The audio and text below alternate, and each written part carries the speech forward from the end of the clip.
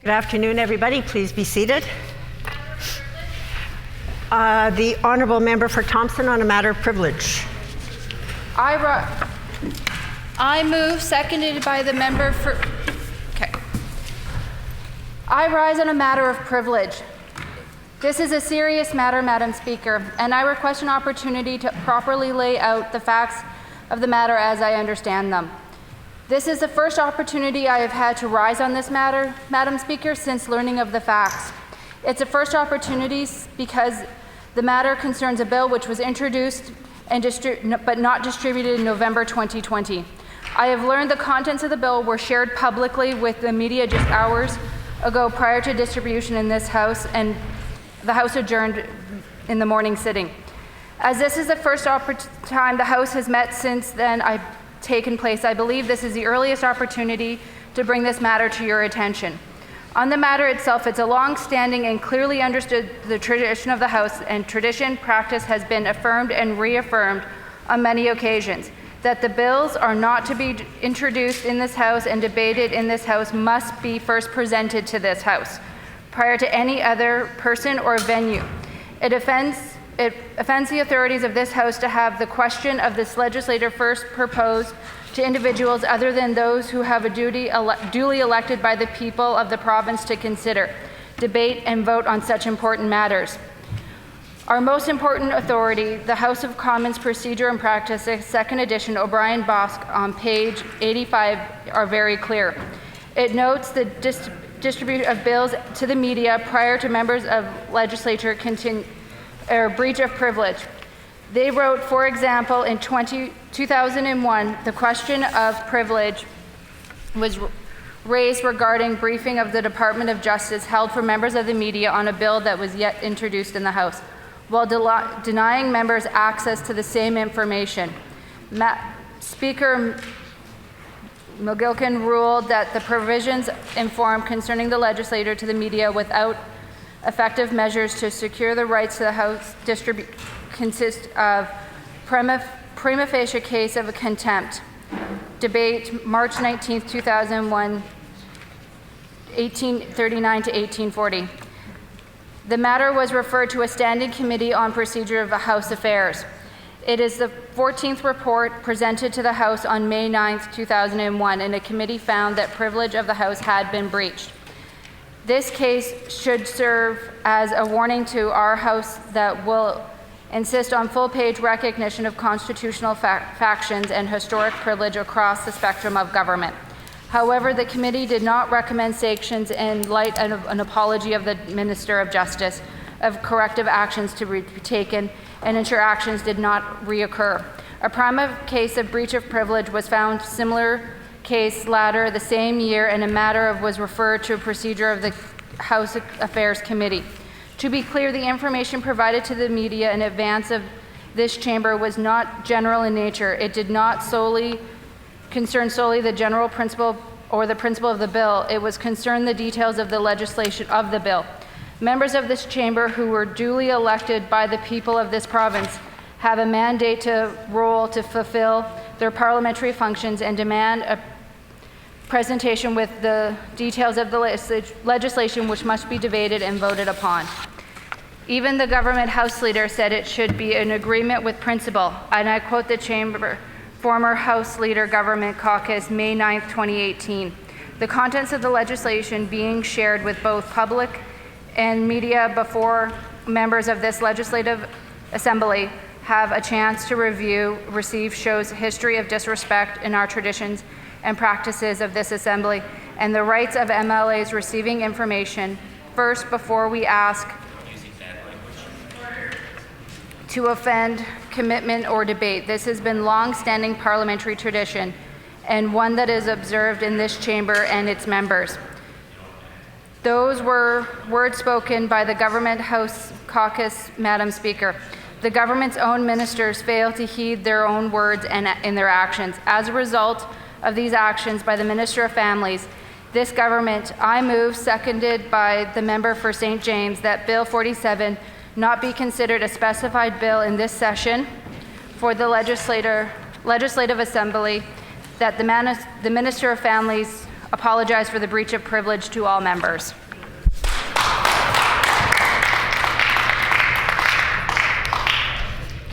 Before recognizing any other members to speak, I would remind the House that remarks at this time by honourable members are limited to strictly relevant comments about whether the alleged matter of privilege has been raised at the earliest opportunity and whether a prima facie case has been established. The Honourable Government House Leader.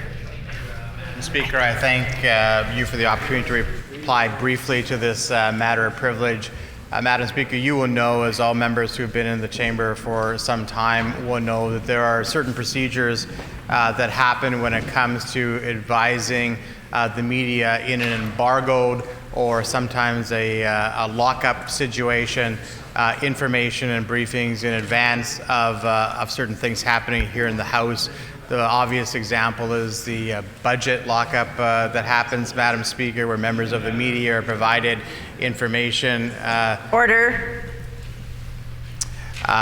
Where members of the media are provided information, Madam Speaker, regarding the budget prior to it being distributed here in the chamber, Madam Speaker, but it of course isn't made public, Madam Speaker. There's not a public release of the budget in advance of that, Madam Speaker, and I suspect that this particular situation is similar to that where there was a private or an embargoed situation where there was a briefing given to the media in some level of detail regarding a bill, but it was not a public disclosure of the bill, Madam Speaker. The Honourable Member for River Heights. Yes, Madam Speaker. The member needs leave? Oh, sorry. No, I don't need leave. No, you're right, you don't. Go ahead. Okay. Madam Speaker, I speak in full support of the MLA for Thompson that it is outrageous that the bill has been provided to others outside the chamber before the bill was tabled in the House. I would add that it is a travesty that this bill, which I think was introduced November the 2nd last year, has still not been tabled in this House. And this would not have happened if the government had done their job properly and tabled this bill on November the 2nd. We understand they may not even have had a bill at that date to table, but even if they hadn't, they had all of November and part of December to table it, and it is just a real miscarriage of the normal processes of the legislature that this bill hasn't been tabled. But that as it be, this point of privilege deals specifically with the matter of the contents of the bill being shared with people outside the legislature rather than in the provided MLAs first. This is clearly a breach of procedure and a breach, and we should have a matter of privilege on this basis. And I concur with the member for Thompson that this bill should no longer be considered a specified bill because of the mishandling of it. A matter of privilege is a serious concern. I'm going to take this matter under advisement to consult the authorities and will return to the House with a ruling. Introduction of bills. Routine proceedings. Introduction of bills. Committee reports. Tabling of reports. Ministerial statements. The Honourable First Minister, and I would indicate that the required 90 minutes notice prior to routine proceedings was provided in accordance with Rule 26(2). Would the Honourable First Minister please proceed with his statement? Thank you very much, Madam Speaker. It seems like much longer than a year ago, Madam Speaker, but it was just a year ago since the arrival of COVID-19 here in Manitoba. It's been a year of incredible challenge and hardship. But it has also been a year of resilience and innovation and perseverance.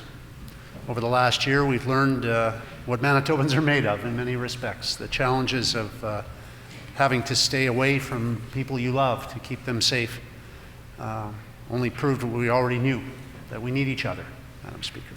We saw neighbors stepping up to help their neighbors. We saw friends volunteering to check in on one another. We saw people volunteering to shovel the walks for seniors so that they could be safe. And to deliver groceries and to help others in many ways, Madam Speaker. We learned ways to be together while being apart. We learned how to take advantage of the technology better than perhaps we had ever before, that allowed us to interact, to study, to help our children learn how to study, to hold meetings without being in the same room. Local business people, local educators, all, I think, displayed a remarkable ability to innovate and to problem solve, to overcome challenges that even 6 months before COVID came here, they could never have imagined, Madam Speaker. I talked to a young teacher the other day, and he said that he'll never again go back to the old ways of teaching, that being able to use video for his students who can't always make it to class, to assist them in reviewing lessons, to assist them in studying, and so on, is a technique that he'll take forward. He knows many of his colleagues will too. So we've all learned, Madam Speaker, many things. But for many families, the last year will be remembered as one of loss, Madam Speaker. We lost more than 900 Manitobans, the vast majority, of course, being older Manitobans to COVID-19. Many families are grieving, and many families need to know that we here in this House and all Manitobans grieve with them, and we offer our condolences to them. As we honor those that are no longer with us, Madam Speaker, we are also grateful for the many lives we've saved. And I thank Manitobans for that. Provincial modeling has indicated to us that these restrictions that we imposed last fall have actually saved thousands of lives in this province, Madam Speaker. And the worst case scenario that we were presented with, that we would by the end of November have over 1,000 COVID cases each day, never materialized, and thank goodness, Madam Speaker, it was avoided thanks to Manitobans bending the curve together. To our doctors, to our nurses, to our healthcare aides, to all the other healthcare workers and professionals that we count on, this has been one of their most difficult years too, Madam Speaker, being on the front line, seeing the effects of COVID. Manitobans are grateful for them, and we're grateful for your heroic efforts, and to you I say you have displayed remarkable courage and perseverance in the face of incredible challenges. The economic impacts of this pandemic have been borne by all of us, Madam Speaker, but in particular by those who have lost jobs and by local businesses that create jobs for Manitobans. Local businesses that have adapted their models and adjusted as part of this collective effort to bend the curve have shown their creativity and their ingenuity, Madam Speaker, and shown us why Manitoba is known as a hardworking province with a wonderful base of small business people that are so concerned with doing a great job for their customers. Our government has done our best to offer these businesses the supports and individuals the supports that they need to get through this difficult time. And 1 year into this pandemic, we believe that there is hope on the horizon. We're proud of the work we did to prepare in advance of this pandemic, which we did not know was coming, Madam Speaker, but Manitoba is notorious for having challenges Mother Nature provides us with on a regular basis, for example. And so we knew as a government it was wise to be prepared, and we worked hard to prepare. And so with that preparation in mind, we were able to offer some of the most important and supportive programs to benefit individuals, nonprofits, charities, and small businesses in the country of Canada. And we're glad of that, because that positions us to come out of this when the time comes to emerge, when it's safe to do so. Widespread vaccination is our best strategy to return to a semblance of COVID normal, and we know that normal we long for. When grandparents can hug their children, when we can meet friends for dinner, when we can go to church again, when we can attend a Jets game and watch them thrash the opponent, Madam Speaker, or a concert. These are things we all want to do again, and we know that Manitobans long for these days ahead, and they will come. And that's why we've launched a historic vaccination campaign, the largest and the most complex immunization campaign in the history of our province. And I am tremendously proud of the efforts of everyone that's involved. Volunteers, Madam Speaker, leaders from our business community, from our military community, from the civil service of our province, working together to get these vaccines out to Manitobans. They are saving lives, and I say thank you to them as well on behalf of all Manitobans. Together, I know that we'll look back on this year with both sorrow and with pride. Sorrow for the losses we've sustained, but also, Madam Speaker, pride for the challenges that we overcame together, and our collective courage and our resilience in the face of the greatest threat that most of us will ever see in our lifetimes. So, Madam Speaker, I would ask for leave of the House for a moment of silence in the chamber to commemorate this event today, this anniversary, and also in respect for the many families who have lost loved ones over the past year. I will call for that moment of silence after all members have spoken to this. The Honourable Leader of the Official Opposition. This wasn't part of my wardrobe a year ago, Madam Speaker. And as we take the opportunity to reflect on the one-year anniversary since a global pandemic was declared, there are certainly many things that flood to mind. It is a day of mixed emotions, tinged with tremendous sadness. As of this morning, 911 Manitobans had lost their lives, cut tragically short because of the novel coronavirus and the disease COVID-19 that it causes. These are friends, families, and community members that are mourned, that are remembered, that are grieved to this day. So we send our condolences. We also send our best wishes for a speedy recovery to those who are still fighting for their lives in hospital today, for those who are still recovering from the impacts on their bodies, their hearts, and their minds. On a personal level, I wanted to take the opportunity during this statement today to pay a special tribute to the 10-year-old boy that we lost in Manitoba. I was told by a Globe and Mail reporter that at the time of his passing, he was the youngest COVID victim in our country. And wrapped up in that moment is the embodiment of so much of what makes this pandemic such a tragedy for so many people. From a parental perspective, my heart really goes out, but from the perspective of anyone with a beating heart, the fact that we lost a 10-year-old child to this terrible scourge has to move you. At the same time, as we have had our hearts broken, there have been some reasons for optimism. We want to thank all of our frontline heroes for their tremendous courage, whether it was the people who provide our food, the people who keep our supply chains moving, whether it's the frontline workers in education and childcare or law enforcement who continue to go to work each and every day to ensure that our essential services could continue to be provided. We say miigwech, thank you, merci. To those working in our healthcare system, the doctors, the nurses, the healthcare aides, the healthcare professionals, we owe you a tremendous, unrepayable debt of gratitude. You put your lives on the line to protect ours. You did so in the face of uncertainty, particularly early on in the pandemic, when we didn't quite yet understand the parameters of this foe with which we are currently toiling against. And so certainly our heartfelt thanks, gratitude, and dedication to all of those good folks.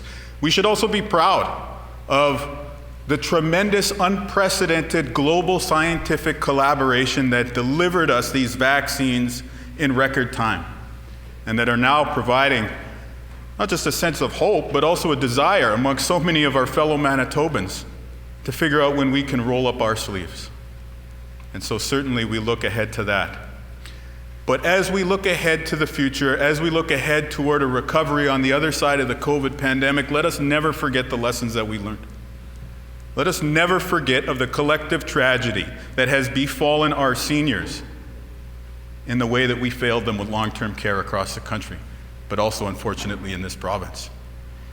Let us remember the heroism of our frontline workers by ensuring that they all earn a living wage, whether they work in the retail sector, food services, caring for our children, or caring for our elderly relatives at the end of their lives. The care economy is crucial to our recovery.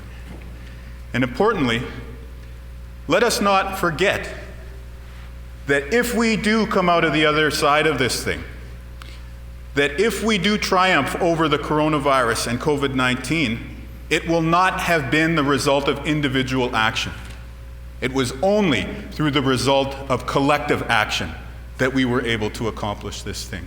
Through our shared commitment as Manitobans to abide by public health restrictions, to wear a mask, to participate in the vaccine program when it was our turn. That is how we have been able to stem the tide.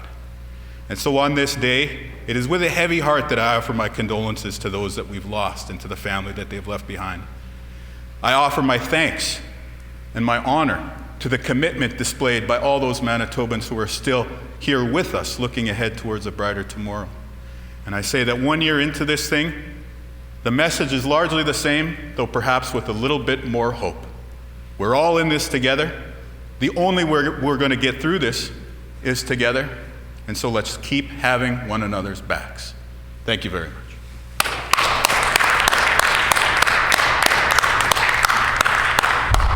The Honourable Member for St. Boniface. Thank you, Madam Speaker. I ask for leave to speak in response to the Minister's statement.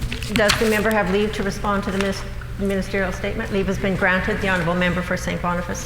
Thank you, Madam Speaker. It's difficult on this somber day to do justice to what happened in the last year. First and foremost, we offer our condolences to the families of all those who died, and thanks and gratitude to all those who cared for them. Because Manitobans' response to this crisis has been extraordinary, and the fact that Manitobans have endured and persevered through this crisis is a testament to the generosity, caring, and skill of the people in this province. D'abord et avant tout, nous offrons nos condoléances aux familles de tous ceux qui sont morts, ainsi que nos remerciements et notre gratitude à ceux qui ont pris soin d'eux. Parce que la réaction du Manitoba à cette crise a été extraordinaire, et le fait que les Manitobans aient enduré et persévéré tout au long de cette crise témoigne de la générosité, de la bienveillance et des compétences des gens de cette province. And because we have an obligation in this House both to truth and to history, we have to point out that Manitobans have persevered not because of this government, but in spite of it. We've been born through this pandemic thanks to the hard work and dedication of doctors, nurses, lab workers, healthcare workers, teachers, principals, educational assistants, and early childhood educators, First Nations leaders, public servants, construction crews, small businesses, hydro workers who keep the lights on, grocery workers, delivery and truck drivers, artists, and performers. Et parce que nous avons une obligation à la fois envers la vérité et envers l'histoire, les Manitobains ont préservé non pas à cause de ce gouvernement, mais malgré lui.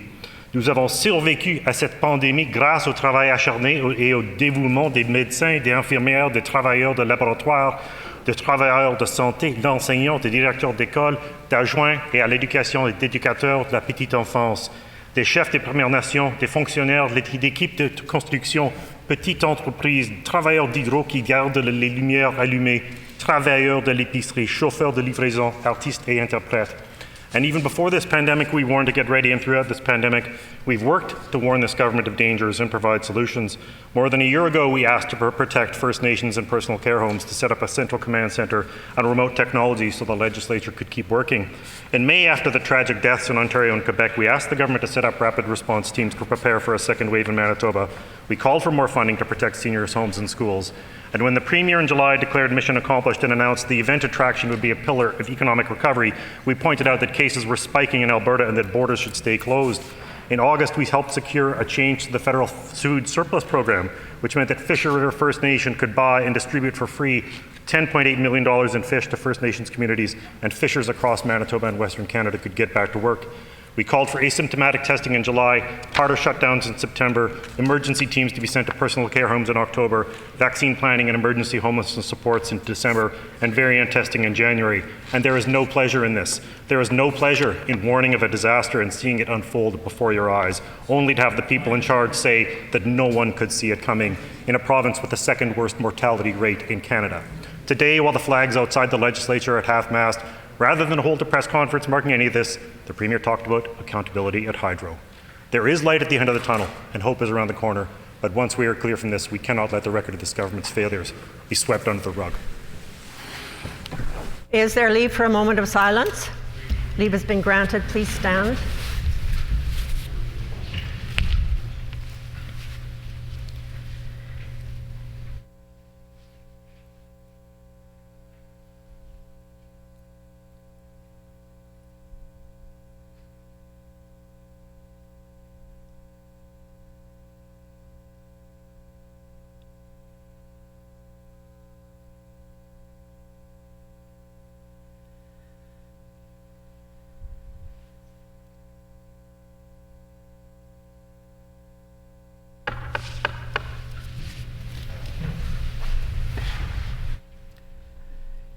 Members' statements. The Honourable Minister for Central Services.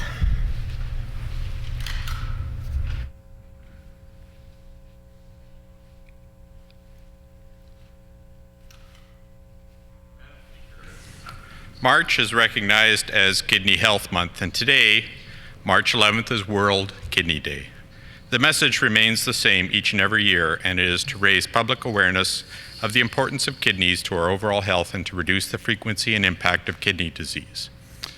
Today is also the National Day observance for those who have died of COVID-19, and the day to wear white in recognition of the nurses and frontline healthcare staff who have been so important to us during the COVID-19 pandemic. During our family's very personal journey through the kidney donor and transplant system, we met several of those caring nurses and have many thanks for their knowledge and strength. In Manitoba, we are a leader in kidney transplants. There's a dedicated team of physicians, nurses, members of Transplant Manitoba and the Kidney Health Clinic who provide the highest level of care and access to quality information for those living with kidney disease. November of 2019 was the 50th anniversary of the first kidney transplant in Manitoba. The pandemic made many changes, and most provinces saw kidney donations fall by 35%. Here in Manitoba, we saw a small increase due to the generosity of Manitobans. Please consider participating in our many campaigns virtually and show your support by registering for Manitoba's online tissue and organ donor registry at Sign Up for Life. As of January 21st, we held the donation decisions of 52,000 Manitobans. A gentle reminder, we have transitioned away from paper donor cards. So please take the opportunity to remind your family and friends to identify their intentions by going online to signupforlife.ca and registering to be a donor. It only takes a few minutes if you have your Manitoba Health Card available. I encourage all Manitobans to discuss organ and tissue donations with their loved ones. By registering, you can save a life. Thank you.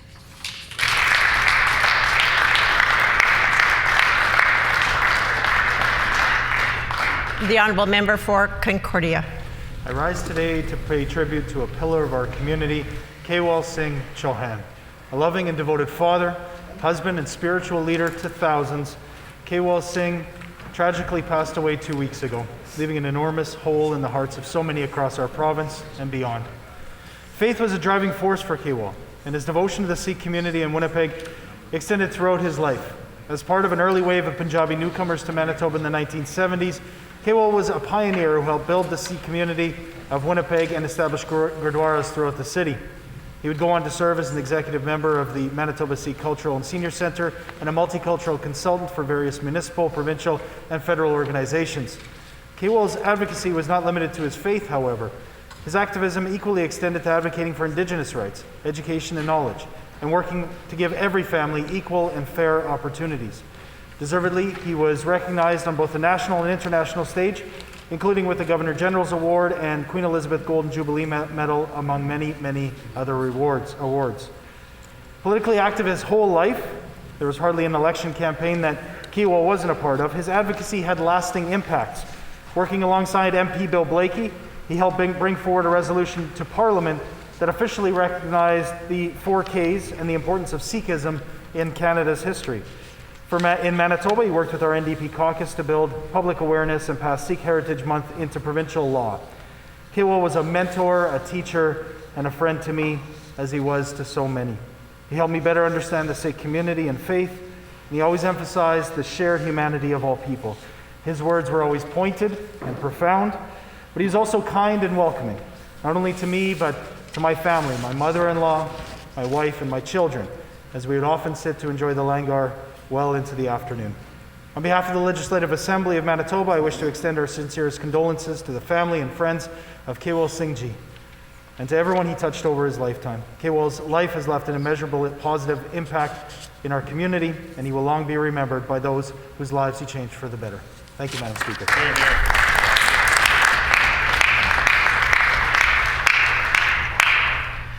The Honourable Member for Portage La Prairie. Thank you, Madam Speaker.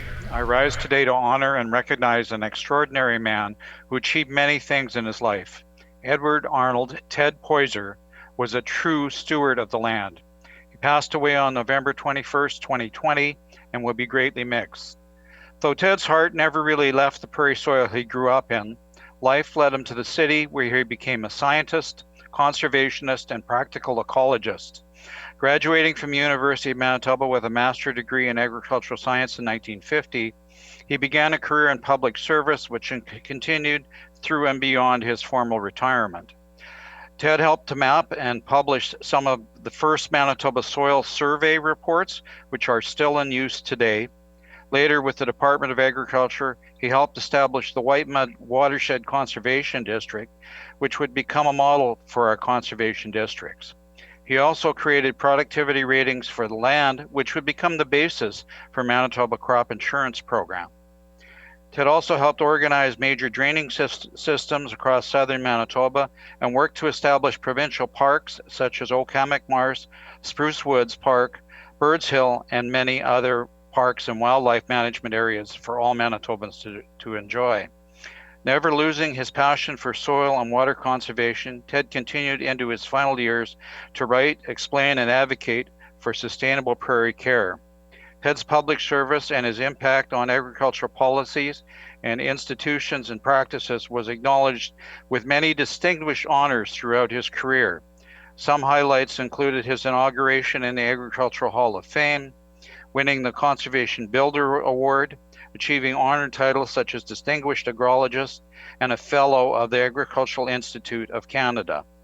He was a man of integrity and was very knowledgeable about challenges faced by rural communities, from floods to droughts to water quality or soil management. Madam Speaker, his legacy is more than the many work accomplishments. It's also the people he influenced along the way who live on under his influence. Thank you.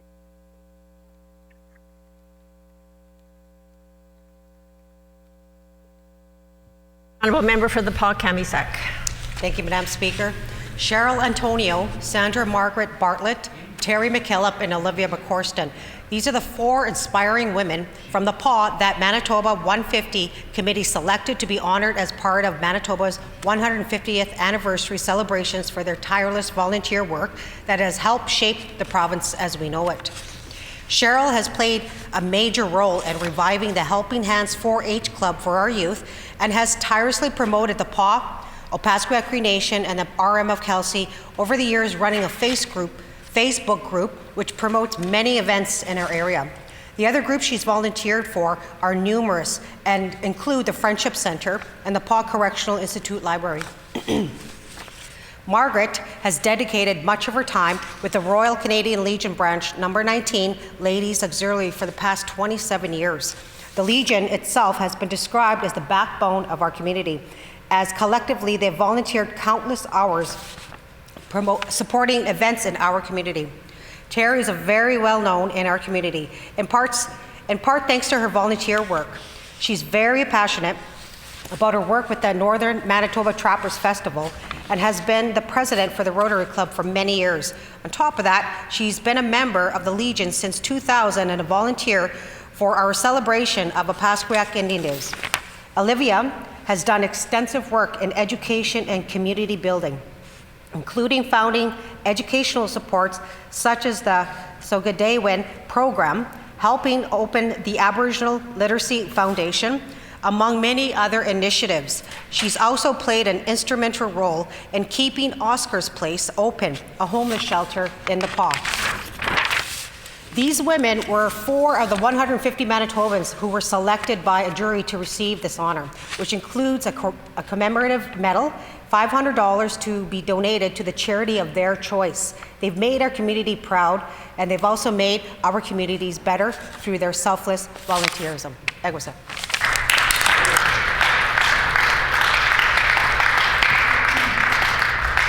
The Honourable Member for Tyndall Park. Thank you, Madam Speaker. Celebrating I Love to Read Month is definitely one of the best parts of being an MLA because it's an opportunity to speak to students and teachers directly together. Now, this year was a little bit different considering it was all virtual, but I must say that the schools in my constituency, Tyndall Park, Garden Grove, Meadows West, Stanley Knowles, Prairie Rose, and Shaughnessy Park far exceeded expectations and made celebrating I Love to Read Month virtually not only possible, but fun and informative. Between the 14 classrooms I had the opportunity to read with, I read through Curious George, The Orange Shirt Story, Have You Filled a Bucket Today, and Uniquely Wired several times. And of course, with the readings, I also like to remind the schools that they are technically my bosses, and it's my job to bring to this government's attention their concerns and their ideas. So, Madam Speaker, this year, students in Tyndall Park said that this government needs to create more accessible compost options for households, make sure teachers have money to buy students the resources they need, and lastly, there was a suggestion of a 3-hour gym class. However, I think this one may warrant a little more debate. Madam Speaker, as you can see, I believe these students are onto something. And in addition to these great ideas, I also want to use this time to say how doing virtual readings with schools really made me appreciate firsthand just how flexible and adaptable our teachers have been in their abilities with teaching and adapting to online and in-class studies. So just a big, big acknowledgement and thank you to all of our teachers, school administrators, parents, and students. And lastly, Madam Speaker, I want to give a shout out to gain some awareness about a spring 50-50 raffle that Stanley Knowles Children's Center is having to raise funds to be put towards toys, books, activity supplies, and furniture for the center. If anyone is interested in supporting, please visit www.fundingchange.ca/SKCC/. Thank you, Madam Speaker.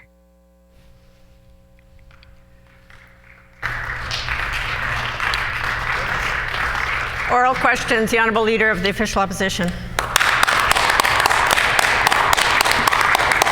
I want to send my sincere congratulations to Stephanie Scott, the new director of the National Centre for Truth and Reconciliation. She is the first woman to be appointed to the role.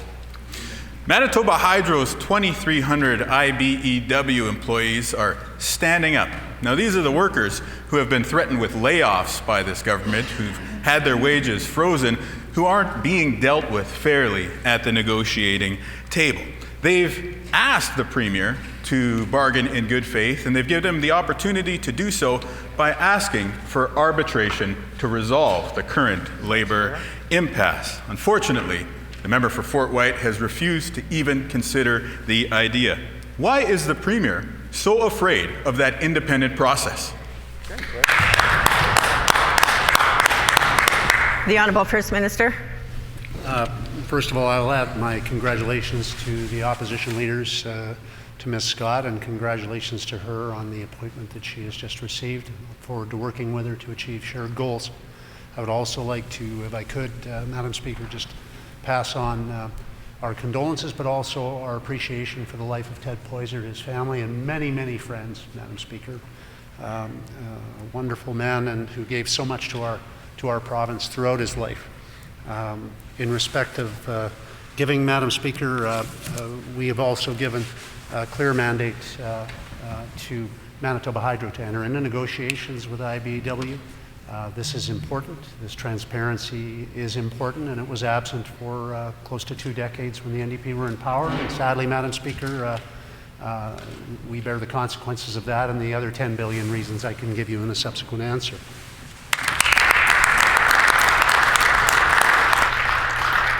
The Honourable Leader of the Official Opposition on a supplementary question. Madam Speaker, I'll tell you why the Premier is afraid of an arbitration process. He's afraid because he knows he will lose. That's what has happened every time their fiscal mumbo-jumbo has been put up in front of an independent adjudicator, whether that was the Court of Queen's Bench, whether that was the Manitoba Labour Board, whether that was merely an arbitrator on a school division level labor dispute. Every single time they've gone to an independent adjudicator, they have lost, Madam Speaker. And it seems like that is the real reason they will not go to arbitration with the good, hardworking Manitoba Hydro members of the IBEW union.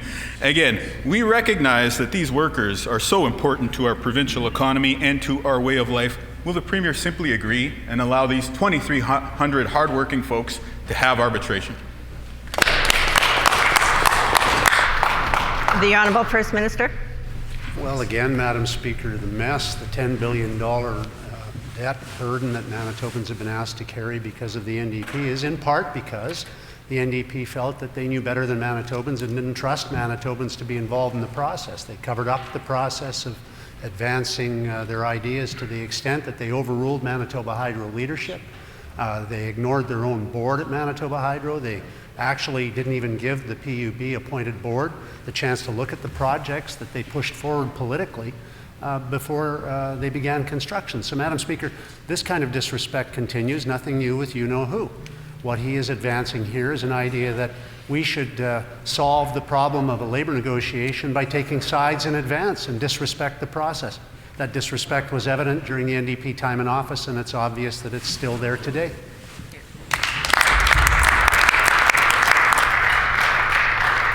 The Honourable Leader of the Official Opposition on a final supplementary. Madam Speaker, I forgot to name an additional independent adjudicator who struck down this government's failing ideas. In addition to the Court of Queen's Bench, the Manitoba Labour Board, the arbitrators for school divisions, the Public Utilities Board also struck down their 8% rate increase, proving once and for all, you just can't believe the PCs when it comes to Manitoba Hydro. And of course, that's why when it comes to Bill 35, that they seek to remove Public Utilities Board oversight of Manitoba Hydro almost entirely.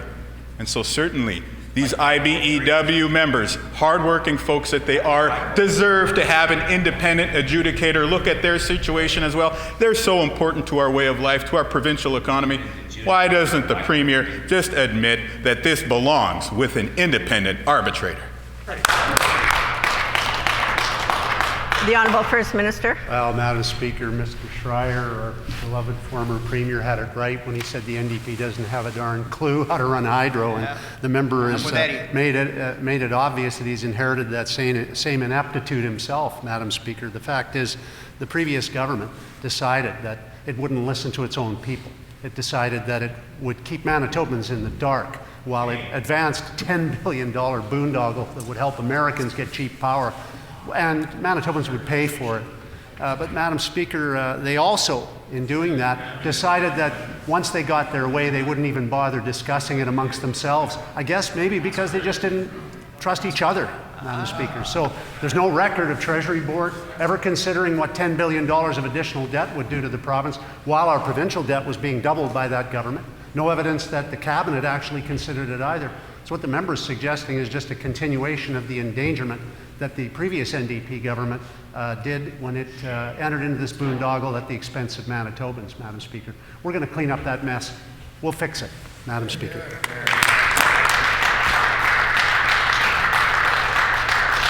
The Honourable Leader of the Official Opposition on a new question. I have tremendous respect for former Premier Ed Schreier, and certainly I seek out his advice on Manitoba Hydro all the time.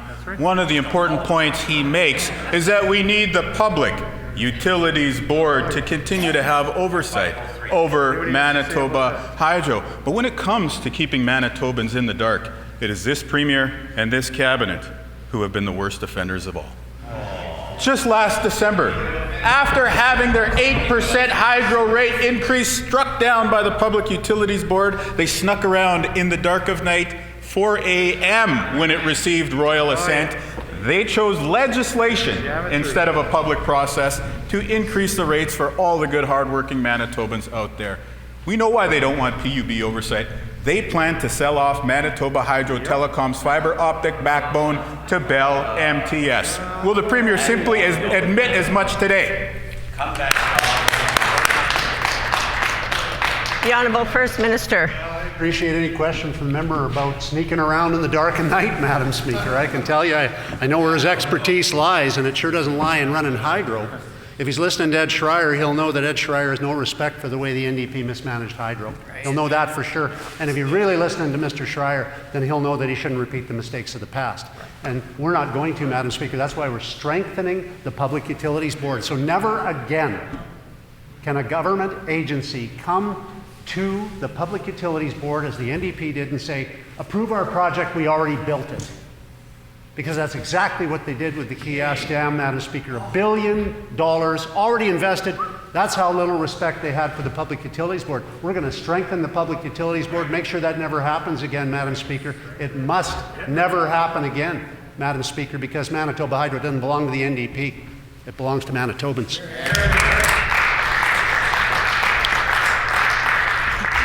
The Honourable Leader of the Official Opposition on a supplementary question. Madam Speaker, the reason that will never happen at the Public Utilities Board again is because they are never going to refer anything to the Public Utilities Board again. Last year, they refused to go to the PUB for their rate increase. They snuck it in through those doors in the form of Bill 2, Madam Speaker. We know what would have happened if they went to the PUB. The PUB would have struck it down just as they did with their 8% rate increase a few years back, Madam Speaker. Again, there was no press release about Bill 2. There was no press conference about Bill 2. No one was informed publicly until the members on this side of the House shared it with the people of Manitoba. We cannot allow that to happen again, Madam Speaker, and that's why their Bill 35 will be so harmful. Rate increases every single year signed off on at the cabinet table without Manitobans ever being any the wiser. Why is the Premier so obsessed with privatizing hydro subsidiaries and raising rates on Manitobans? The Honourable First Minister. Oh, it's springtime, Madam Speaker. The member better get off the pond before the ice melts entirely. He's sinking fast here. Look, any question on sneaking in from the member is one I welcome, Madam Speaker. Look, the fact of the matter is, Madam Speaker, the NDP raised hydro rates by 40%. 40%, and now he's trying, and tripled Manitoba Hydro's debt. So any question he has on hydro debt, I welcome it. Look, they tripled hydro's debt while they circumvented the right of Manitobans to even know why they were doing it. They went ahead and they didn't even get approval from the Public Utilities Board. They decided, let's build it, and then, well, they'll rubber stamp it for sure. That's not respectful, Madam Speaker. We know how little respect they have for referenda. They actually went to the doors, knocked, promised everybody they wouldn't raise PST, and then they went and they changed the rules on the referendum so they could raise it, Madam Speaker. Look at, we are strengthening the referendum rules so the people who get to decide on these massive mega projects in the future aren't the NDP, never again, going to be the people of Manitoba instead.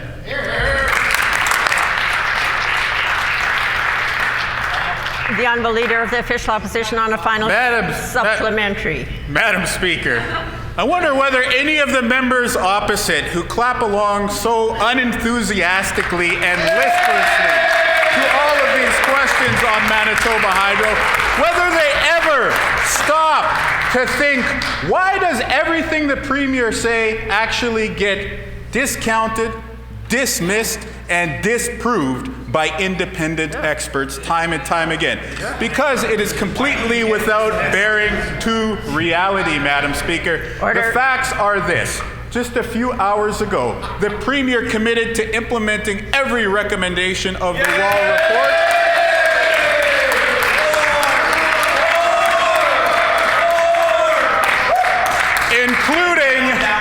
Including Chapter 6, which recommends the sale and privatization of Manitoba Hydro subsidiaries. Wow, apparently the Cabinet was not informed before they were told about the privatization of Manitoba Hydro subsidiaries. My only question for the Premier at this point is, which hydro subsidiary is he going to privatize first? That's right.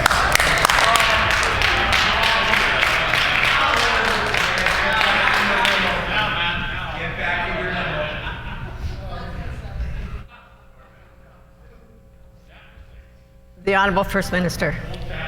Speaker, all I can say is I think it was Chapter 5 where he said the taxi driver made him do it.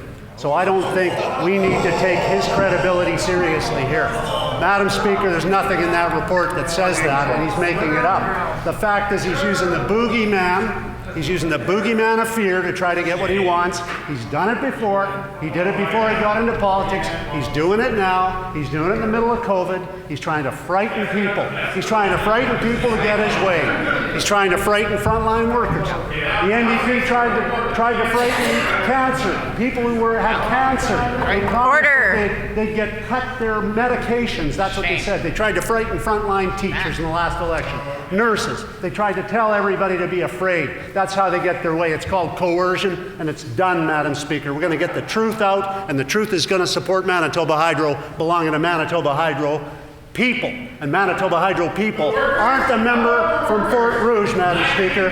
The people who own Manitoba Hydro are Manitobans, and that's who we respect.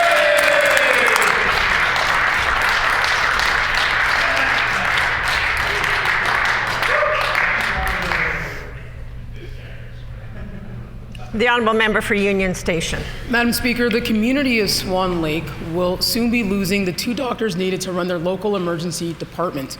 While community members are concerned that they might not see replacement physicians to keep their ER open, the Premier has already decided to downgrade it. The loss of this emergency room will have major long-term implications on healthcare in Swan Lake and in many surrounding communities who rely on this ER. Will the minister reverse her decision and tell us today what the plans are to actively recruit new physicians and keep the emergency department open in Swan Lake?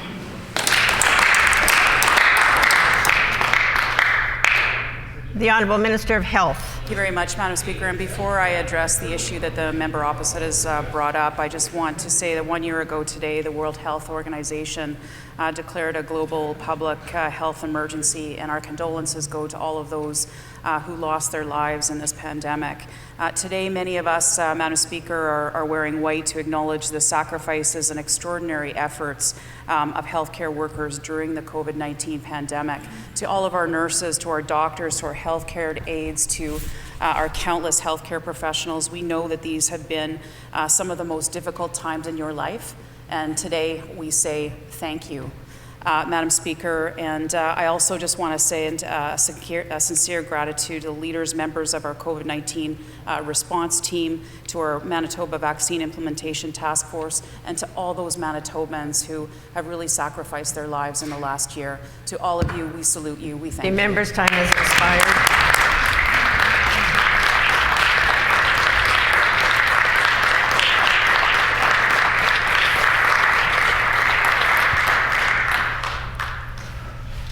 The Honourable Member for Union Station on a supplementary question.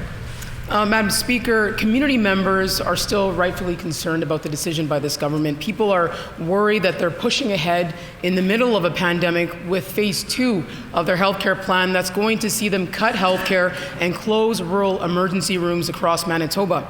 If this ER closes, 2,000 residents from Swan Lake First Nation, villages of Swan Lake, Bruxelles, Mariopolis and St. Alphonse are all going to have to travel even further to access emergency care. In some cases, almost a 1-hour drive.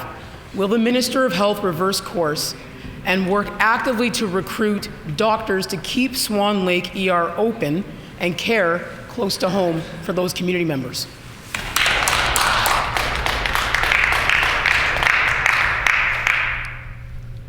The Honourable Minister of Health. Thank you, Madam Speaker, and the member opposite and the former NDP government will know well that of the challenges in recruitment of and retention of our healthcare professionals, physicians, and so on in our some of our rural and more remote communities. This is nothing new. This is something that rural and more remote communities face across our country, Madam Speaker. That's why we are moving ahead with our clinical preventative services plan, which will provide better health care sooner, closer to home for Manitobans. That's what we're working on, and that's what we'll deliver on, Madam Speaker. Well done.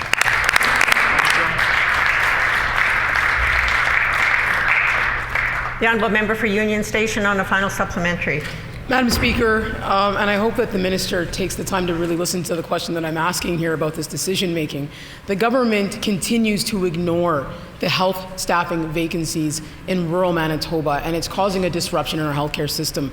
We know how crucial access to emergency rooms is for people who are having strokes, heart attacks, and if those folks are forced to wait even longer for an ambulance to get to the nearest ER, which is even further away, that essential care is eroded, Madam Speaker.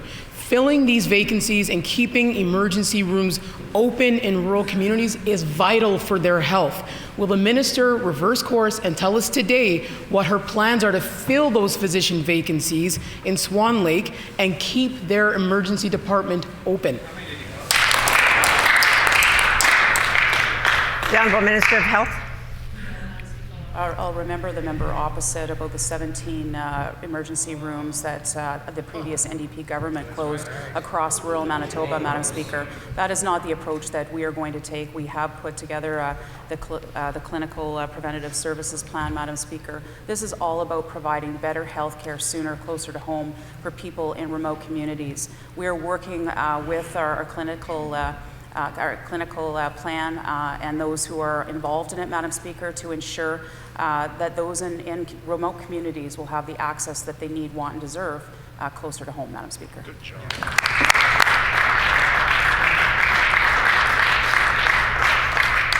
The Honourable Member for St. John's. Thank you, Madam Speaker. In the last year during a global pandemic, we can thank the Premier for tens of thousands of Manitobans currently out of work. Over 900 Manitobans have lost their lives. We know that the road to recovery is going to be monumental. And so what's the priority for the Premier right now? Well, to pick fights with a handful of animal rights activists, threatening $100,000 of fines or even jail time for doing some things like giving water to an animal in times of distress. The Pallister government has the wrong priorities. Will the Premier repeal this unconstitutional legislation today?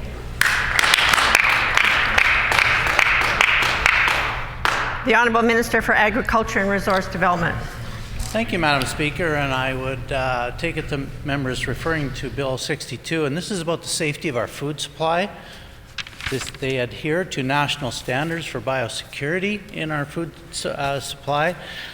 It ensures poultry and animals are looked after humanely and safely. It's about the protection of from the introduction of unwanted diseases or restricted food ingredients. This is also about the safety for our farm families who want to avoid potentially dangerous confrontations. And I guess the member is opposed to all those things, and we're all about food safety and the safety of farm families. Hear, hear.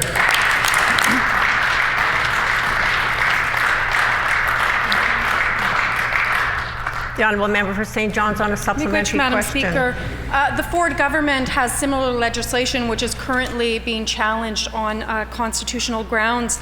And as it's written, Manitoba's Bill 62 could mean that large fines or even jail time for providing water to an animal that's clearly in distress. The minister's response, similar to just right now, and I quote, "Who knows what's in that water? Are they contaminating that water, which would contaminate the food system?" Madam Speaker, come on, that's absolutely ridiculous. This legislation is the government's priority in a pandemic and in a recession. Madam Speaker, what's wrong with this Pallister government? Will they repeal this ridiculous legislation today? The Honourable Minister of Agriculture and Resource Development. Madam Speaker, it's unfortunate that the member takes food safety as not a serious matter. It is very serious that food safety is safe. The food production system is safe, the food handling system is safe, and ultimately consumers want safe food, and that's what this bill is all about. It's providing safety in the food system and also safety for farm families. And it's unfortunate that the member is putting all that at risk. Yes.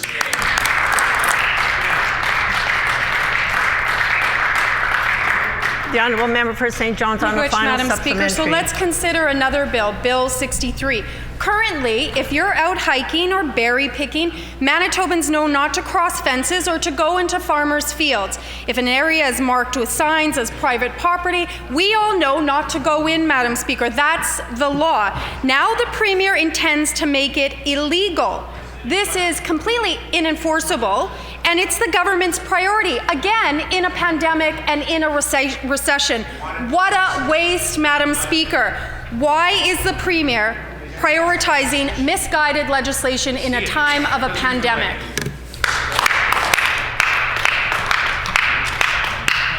The Honourable Minister of Justice.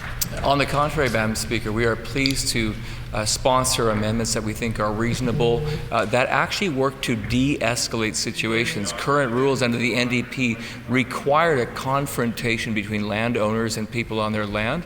We don't want that. So we are moving to a system that actually decreases the likelihood for a negative interaction. We believe that these are balanced, reasonable, and safe changes, and we're looking forward to debate. We had a bill briefing, but the member didn't come.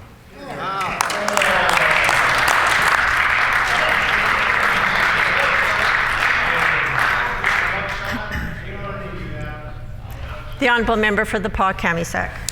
Kinanaskomatin, Madam Speaker.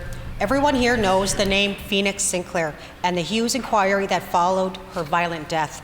Today, the Children's Advocate brought forward a new report that details the tragic deaths of 19 young children who needed safety and love. Agencies will be challenged to implement under-block funding. Will the Minister reconsider this arrangement to ensure progress is made?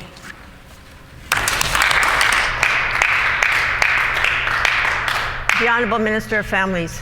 Thank you very much, Madam Speaker, and I want to thank members opposite for that question, as it gives me an opportunity to rise in this House and perhaps on behalf of all members of this legislature express sincere condolences to the families and the loved ones of those 19 children who died unnecessarily and very tragically. I also do want to express my gratitude to the Acting Advocate for her very thoughtful and concise report. As I stated earlier today, I believe that report provides a pathway towards greater supports and reunification of families so that we can support our vulnerable families and that we can ensure that no children fall through the cracks again in Manitoba.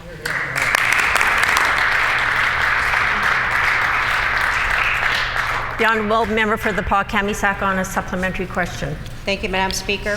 The Advocate includes interviews with caregivers involved with the deaths of these children. The Advocate suggests that based on evidence, the risk of harm can be reduced through supports and a culturally appropriate unification policy. When can Manitobans expect these investments in their communities as the Advocate recommends? The Honourable Minister of Families.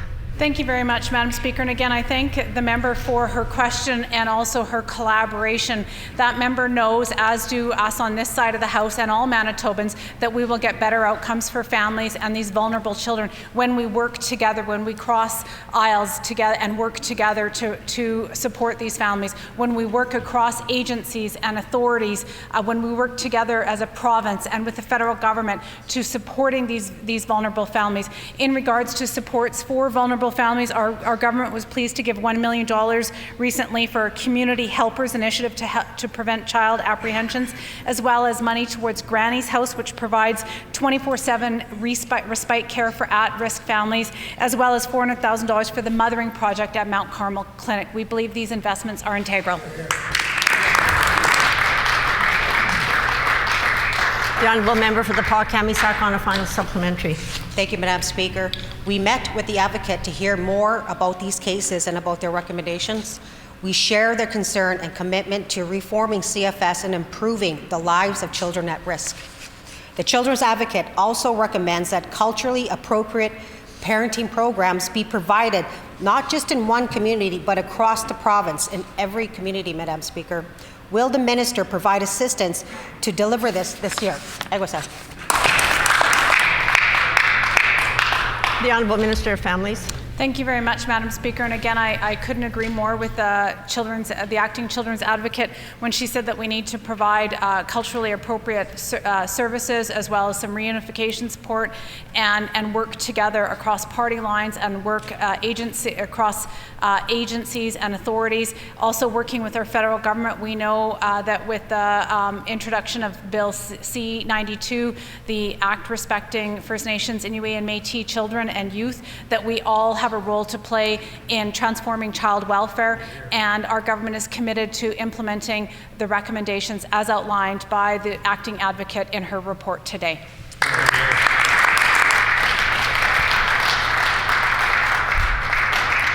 The Honourable Member for Kuwait Nook.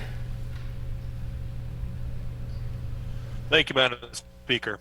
On January 12th, the Federal Fisheries Minister received a report on the future of the Freshwater Fish Marketing Corporation.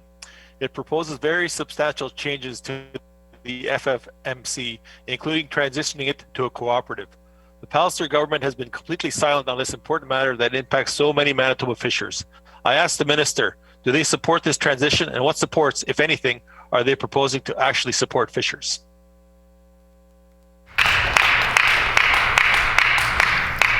The Honourable Minister of Agriculture and Resource Development.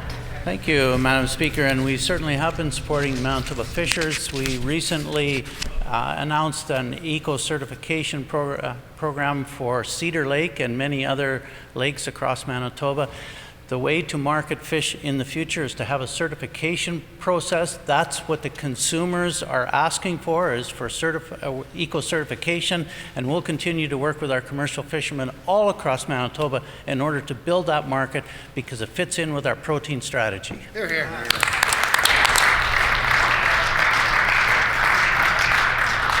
The Honourable Member for Kiiwetinoong on a supplementary question.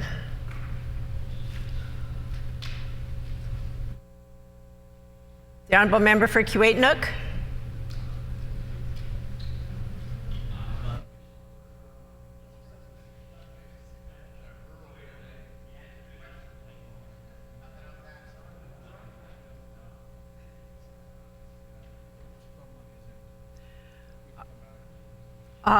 I would indicate that there is a technical problem, and I'm going to move on, and we will ensure that the member...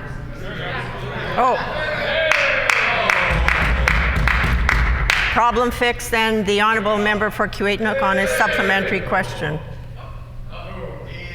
Thank you, Madam Speaker. I'll save my rural broadband connectivity issue for a different question. But to go back to my other question on Manitoba freshwater, the Palliser government has been completely missing in action for Manitoba fishers. They make regulatory change without consultation. They rip up the single desk without working through the consequences. And now there's no evidence whatsoever that the Palliser government is engaged with the proposal put forward by the Department of Fisheries. What is the minister's position, and what supports, if any, are they going to put forward to help Manitoba fishers today?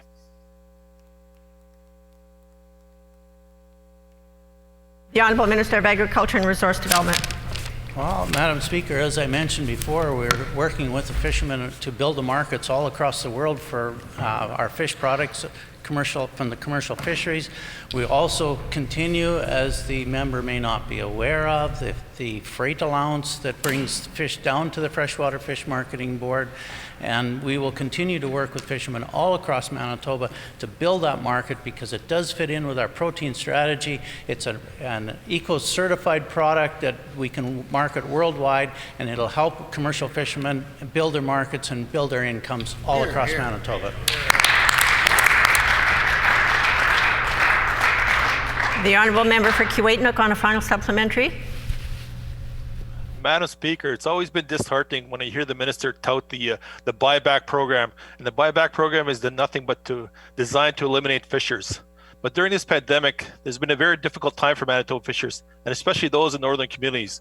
They've faced many challenges. Many unincorporated fishers, unfortunately, were excluded from provincial support programs. Now the federal government proposes ending the Freshwater Fish Marketing Corporation as a publicly owned entity. Will the minister be involved with the supports in any process going forward, or will fishers once again truly be on their own?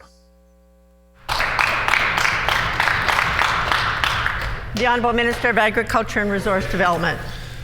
Thank you, Madam Speaker, and I should note that we did have outreach with the fishers around Lake Winnipeg, the various communities, and actually what they were talking about is that the federal programs, they were not eligible for it. They're eligible for provincial programs, but not for federal programs. But that aside, it has been a difficult year early in the pandemic because the freshwater fish shut down, because they couldn't market the fish that they had in stock. It's been a difficult year for them, but the markets are rebounding. The protein market is building for their product, and we will continue to support fishers all across Manitoba because we know that there's a tremendous future for them in the markets and in the worldwide markets, and Manitoba will be the place to be to produce that product.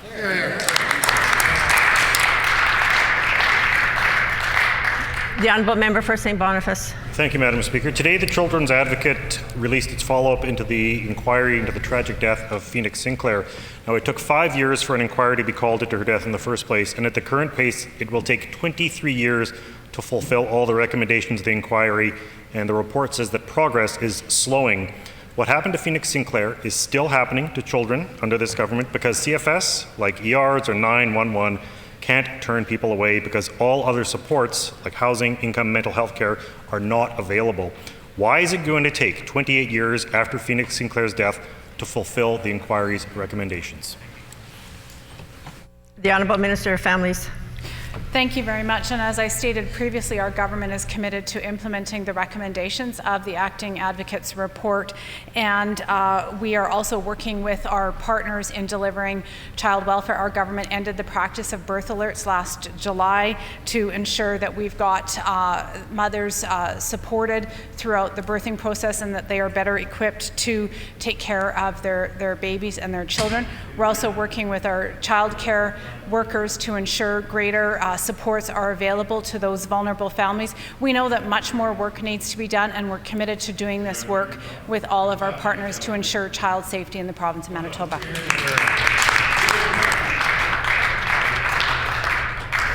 The Honourable Member for St. Boniface on a supplementary question. Thank you, Madam Speaker. The issue of children in care, especially Indigenous children in care, is the single greatest moral issue we face. From the residential schools to the 60s scoop to CFS to the 2000s scoop, governments have never stopped tearing apart Indigenous families while forcing those same families into poverty by denying them access to rights and resources others can take for granted. A society is judged by how it treats its most vulnerable. This may be more of a plea than a question. Will this government do the right thing and make amends, go beyond the inquiry recommendations, keeping families together instead of tearing them apart, and starting with a guarantee for quality, accessible prenatal care for every mother in Manitoba? The Honourable Minister of Families. Thank you very much, Madam Speaker. And our government does recognize the need for prenatal care for mothers in the province of Manitoba. That is why we launched the very first Indigenous doula program, where expectant mothers can be paired with a doula to provide those supports so that she would be better equipped when her baby comes into this world. That's why we also invested $4 million in a Healthy Baby program so that families and expectant mothers can get those supports that they need during that critical time. We're committed to working with families. We know more needs to be done to support these vulnerable families, and we're committed to getting the job done.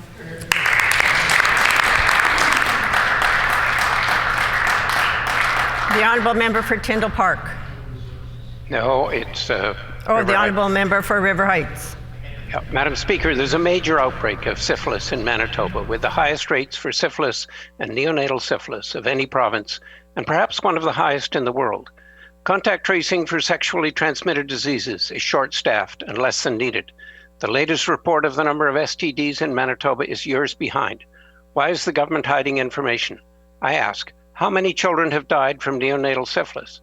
How many children will suffer the lifelong consequences of congenital syphilis under this government's watch?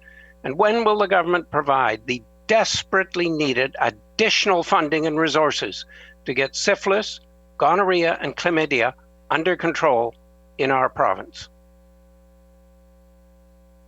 The Honourable First Minister. Yeah, the last three questions have highlighted a serious problem and concern we're actually addressing on a number of fronts, but I would emphasize to my Liberal colleagues that they need to get on board with the NDP and the PC parties, and they need to get behind the call for their federal Liberal cousins to back health care in this country. They're calling for more funding from us, but they're not calling for the federal Liberals to provide more funding in a partnership with us. And there's an incongruity with that, I think, Madam Speaker, because federal support for health care in our province has dropped to its lowest level ever in the history of Manitoba. So I appreciate them raising the issues. I appreciate them calling for us to address them, but I'd like them to join in with the NDP and PC parties here and be part of the unified approach that's happening all across the country in every other province, with the exception of here in Manitoba, unfortunately, where the Liberal Party is not joining in and calling for the federal government to resume its rightful role, its responsible role in supporting programs like the very ones they've just asked we address today.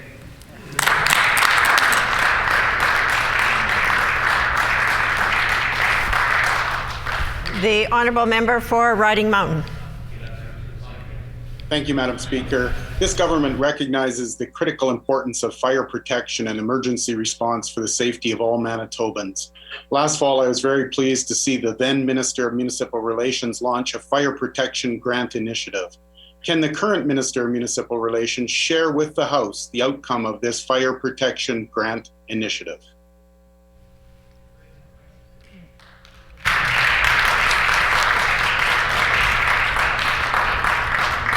The Honourable Minister for Municipal Relations. Thank you, Madam Speaker, and I'd like to thank my colleague from Riding Mountain for that wonderful question. I'd also like to thank all the firefighters in the province for their dedication that they show every day into protecting Manitobans and our families. We'd initially launched a grant that was a $5 million program in September. Between September and November, we received hundreds and hundreds and hundreds of applications, very good applications from all over the province. Upon review of the funding, we were able to expand our support to more than $9 million. These funds assisted some 209 projects for community fire halls and mutual aid districts in a wide range of equipment, including SCBAs. Madam Speaker, these projects protect Manitobans across Manitoba, all parts of the province, something our PC government is committing to do for all Manitobans.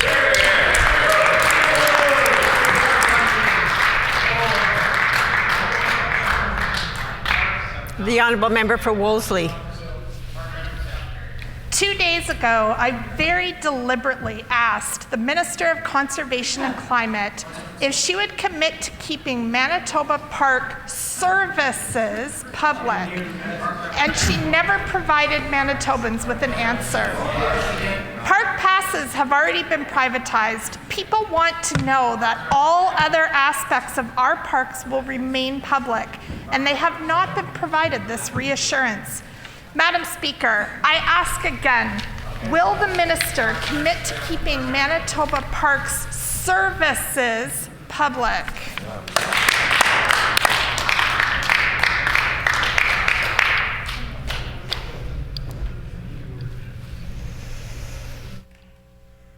The Honourable Minister of Conservation and Climate.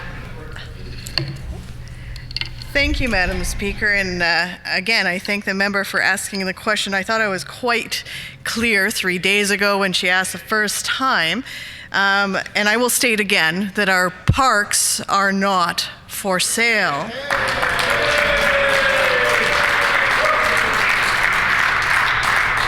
Madam Speaker, our parks have always been open to enhancements, except under the previous NDP government. Our government is committed to improving services, not privatization in any forms. However, Madam Speaker, I would caution the member to wait until reports are released so that she can base her questions and debates on truth, not on fear-mongering. The Honourable Member's time has expired.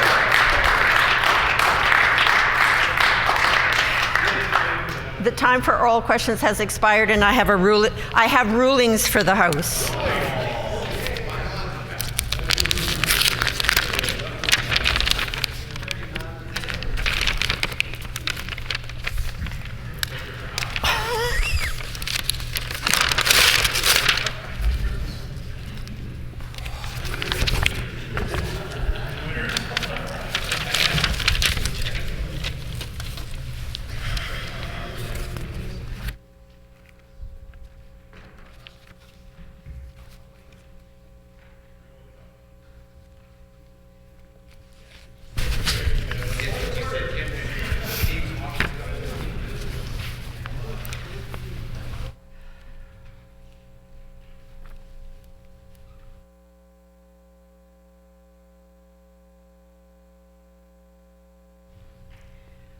Following oral questions on October 28, 2020, the Honourable First Minister raised a matter of privilege regarding comments made in the House by the Honourable Member for St. James.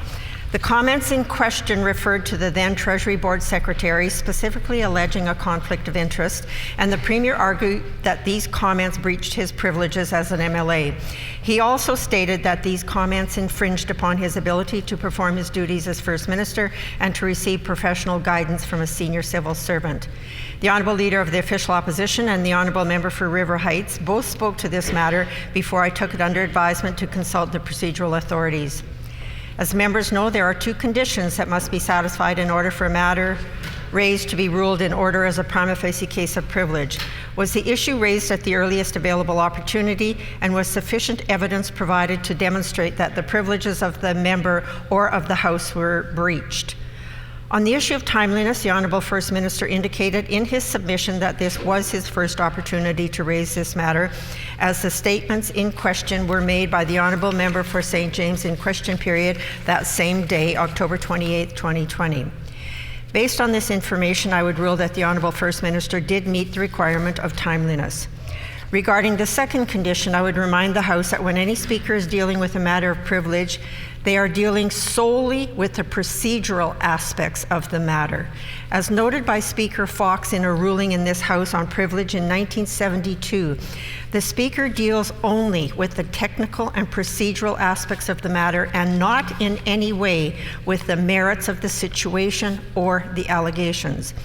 Therefore, when a speaker makes a ruling indicating that there is or is not a prima facie case of privilege, the speaker is neither condemning nor condoning any actions taken.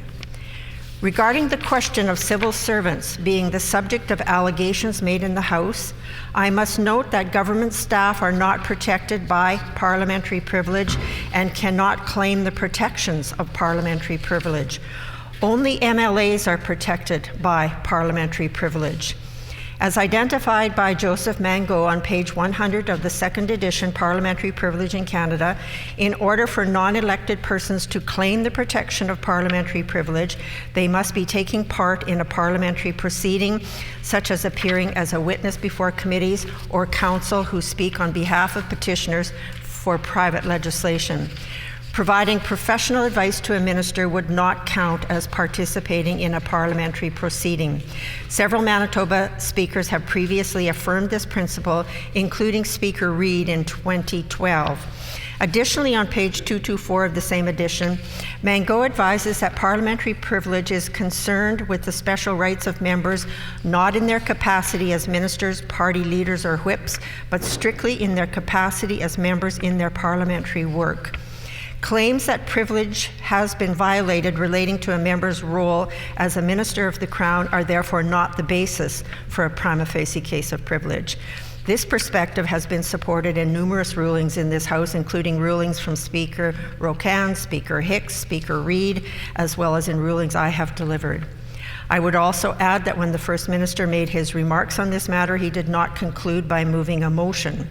As a reminder to all members, our Rule 36(2) states that, and I quote, "A submission from a member raising a matter of privilege should conclude with a motion giving the House the power to impose a reparation or apply a remedy," end quote.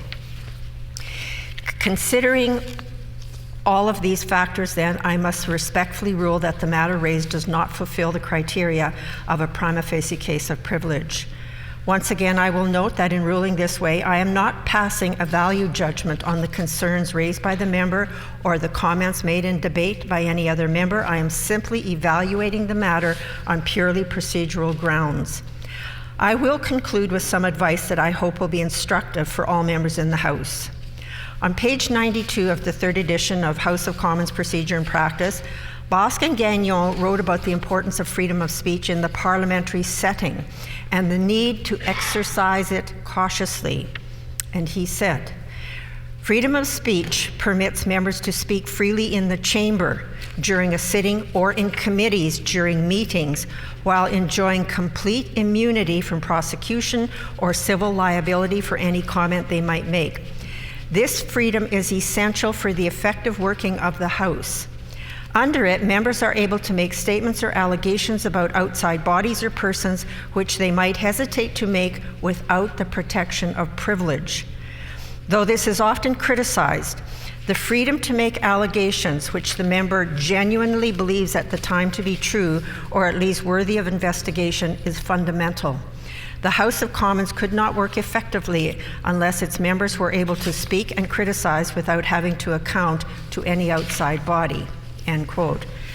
Further to that point, in 1984, House of Commons Speaker Bosley affirmed that, and I quote, "The privilege of a member of Parliament when speaking in the House or in a committee is absolute, and that it would be very difficult to find that any statement made under the cloak of parliamentary privilege constituted a violation of that privilege," end quote.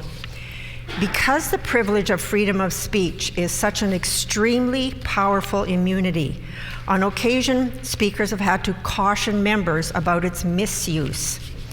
I believe that Speaker Milliken aptly summarized this sentiment in 2003 when he advised the House of Commons as follows, and I quote, "Speakers discourage members of Parliament from using names in speeches if they are speaking ill of some other person because, with parliamentary privilege applying to what they say, anything that is damaging to the reputation or to the individual is then liable to be published with the cover of parliamentary privilege, and the person is unable to bring any action in respect of those claims." That quotation can be found on page 98 of Bosque and Gagnon, and this sentiment would also apply to civil servants, as they would not be able to defend themselves in this place. I trust that all members of this House will heed these words of caution and govern themselves accordingly. I also have another ruling.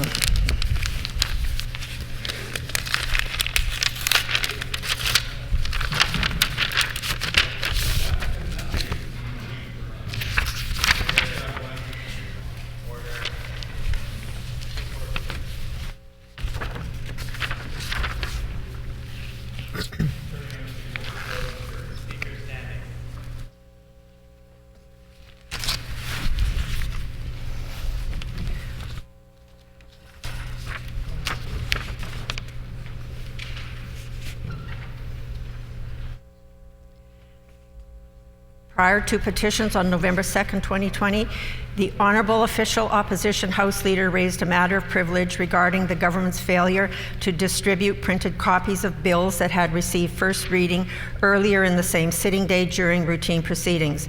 She noted that out of 23 government bills that had been introduced for first reading, only copies of 4 of those bills were available for MLAs, and that the lack of the printed copies of bills prevented MLAs from being able to comment on legislation.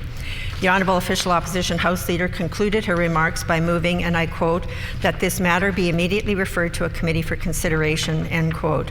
The Honourable Government House Leader and the Honourable Member for River Heights also spoke to the matter of privilege. I then took the matter under advisement. I thank the Honourable Members for their advice to the Chair. There are 2 conditions that must be satisfied in order for a matter raised to be ruled in order as a prima facie case of privilege.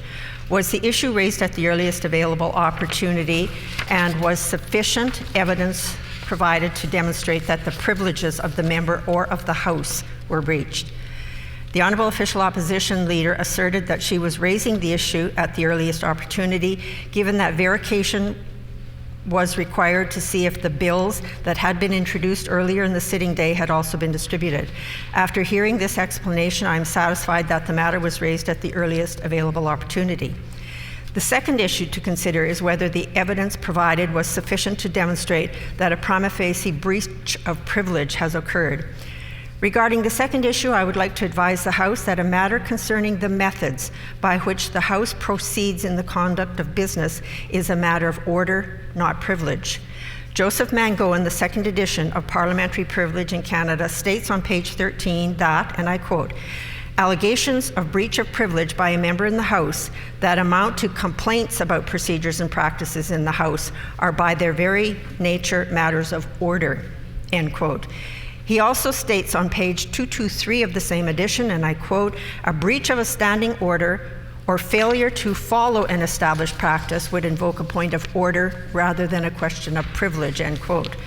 I would also like to advise the House of a 2008 ruling by Speaker Hicks, where the issue of a lack of bill distribution after first reading approval was raised as a matter of privilege. In that ruling, Speaker Hicks explained that it was not a prima facie case of privilege. He noted for the House, and I quote, "Once the first reading motion for a bill has been agreed to, the sponsoring member or minister is then provided with a letter authorizing distribution of the bill within the chamber. Until that distribution letter has been signed and returned to the table, the bill cannot be distributed. The sponsoring member or minister has the option of authorizing immediately distribution or of authorizing distribution at a later time or on a later date by providing specific instructions. There is no requirement in the rules that the distribution must take place immediately, and this is the decision of the sponsoring member or minister," end quote. I would also remind the House that until a bill is distributed, it does not appear on the order paper for the second reading debate. So the House would not be proceeding to debate these bills until distribution has taken place. I can appreciate the concern of the Honourable Official Opposition House Leader, but I must respectfully rule that it does not fulfill the criteria of a prima facie case of a breach of privilege. And I have another ruling for the House.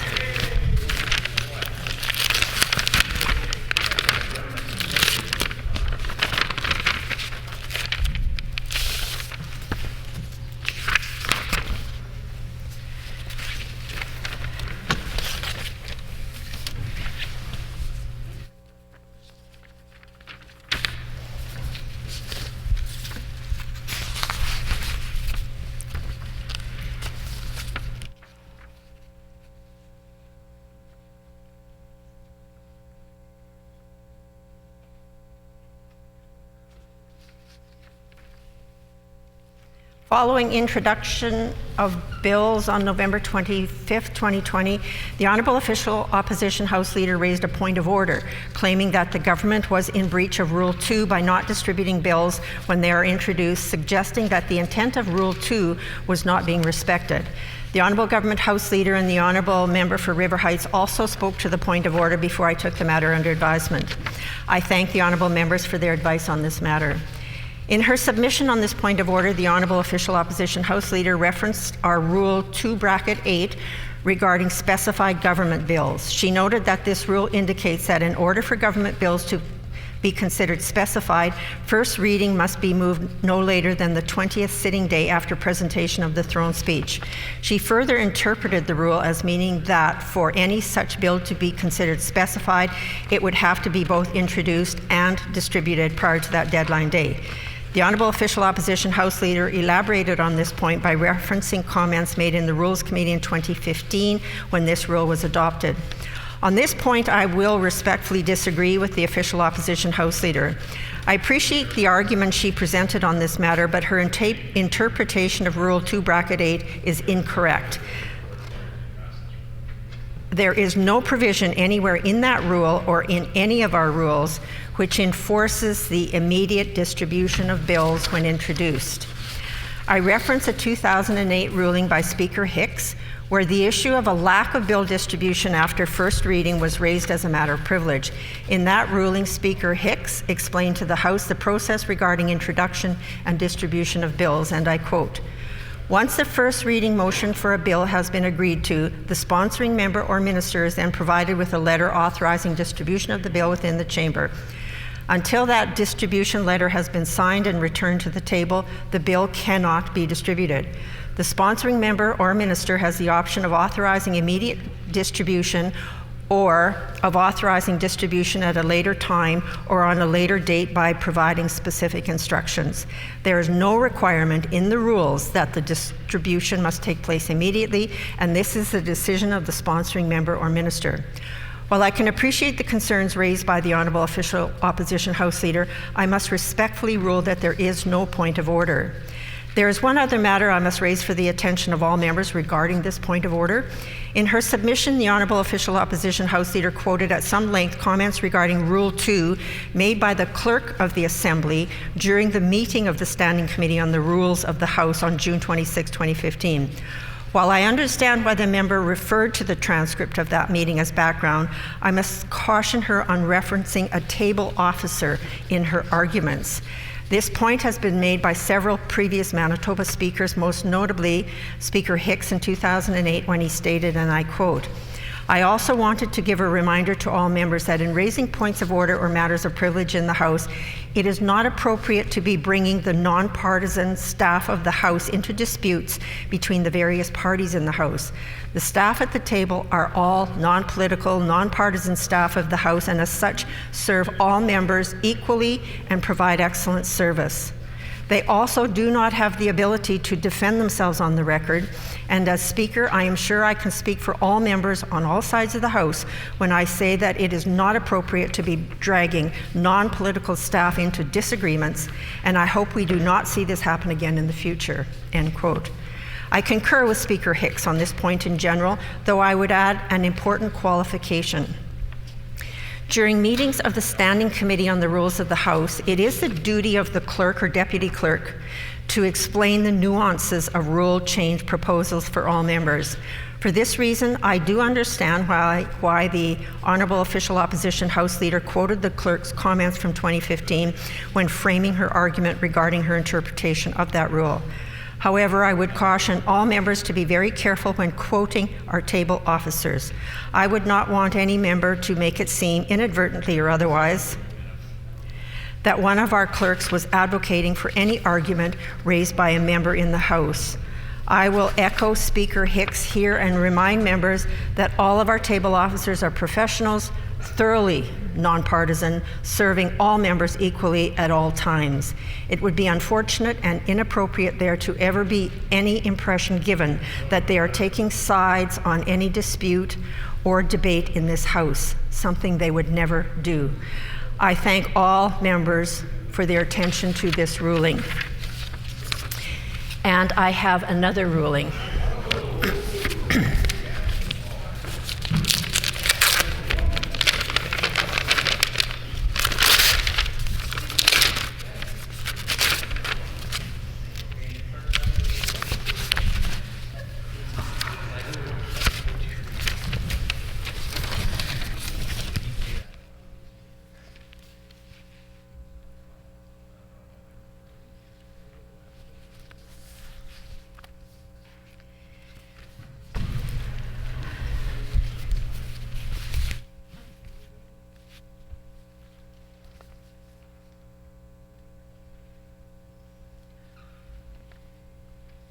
During orders of the day on December 2nd, 2020, the Honourable Member for St. James raised a matter of privilege regarding his ability to ask questions of the government in the House without intimidation. Specifically, he alleged that the then Secretary of the Treasury Board had used a respectful workplace complaint against him as a means of preventing him from asking questions in the House. The member concluded his remarks by moving, and I quote, that this matter be immediately referred to a special committee of this House so the privileges of all members may be respected and the government be properly held to account. The Honourable Government House Leader and the member for River Heights both spoke to this matter before I took it under advisement to consult the procedural authorities. Before I proceed, I will ask members to bear with me. This is one of the most serious and complex matters of privilege I have encountered as your Speaker, requiring extensive research and consultation. For that reason, this ruling is quite detailed, and I ask for the patience and attention of all members. As members know, there are two conditions that must be satisfied in order for a matter raised to be ruled in order as a prima facie case of privilege.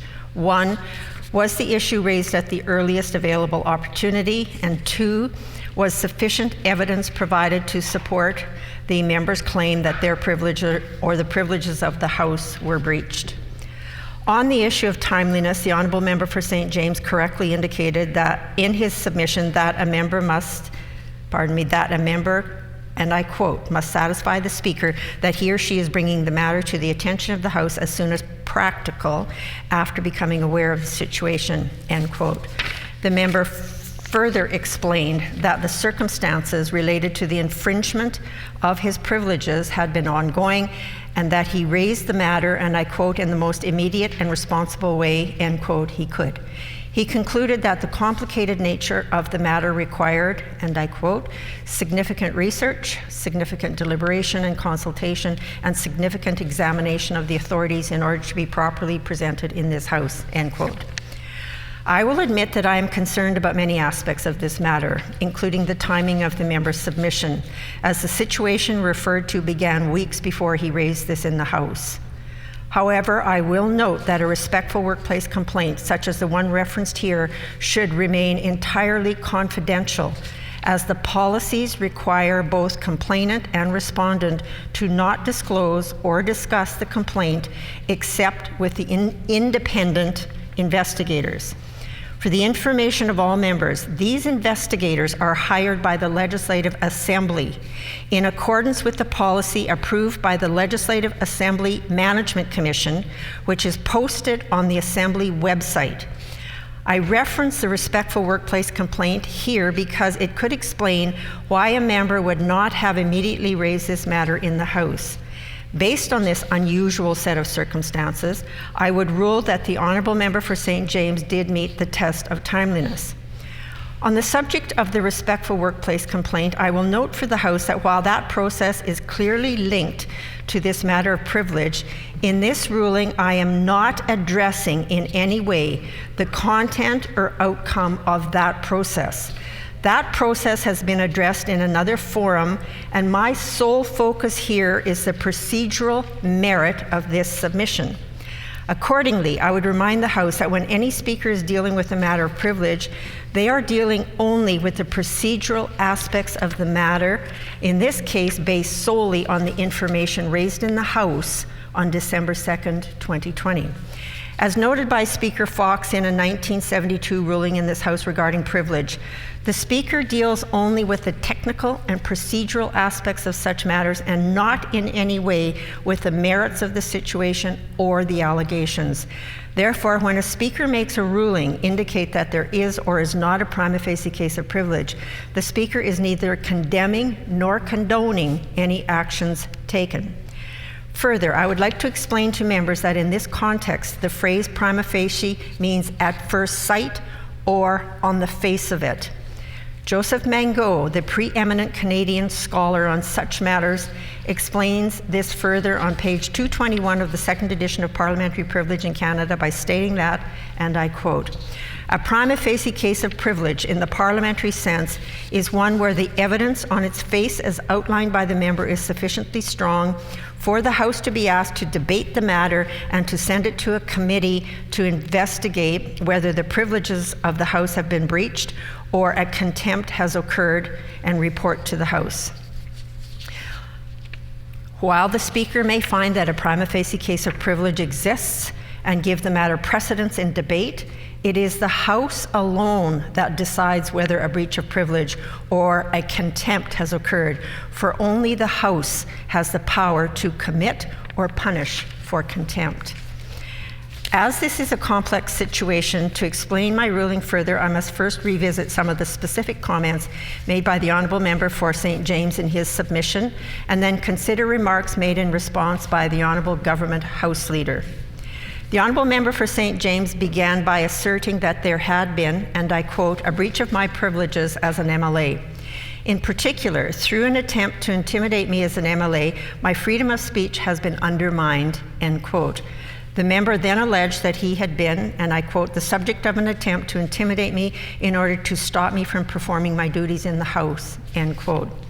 Specifically, the member indicated that the then Secretary of the Treasury Board lodged a complaint against him under the Legislative Assembly's respectful workplace policy.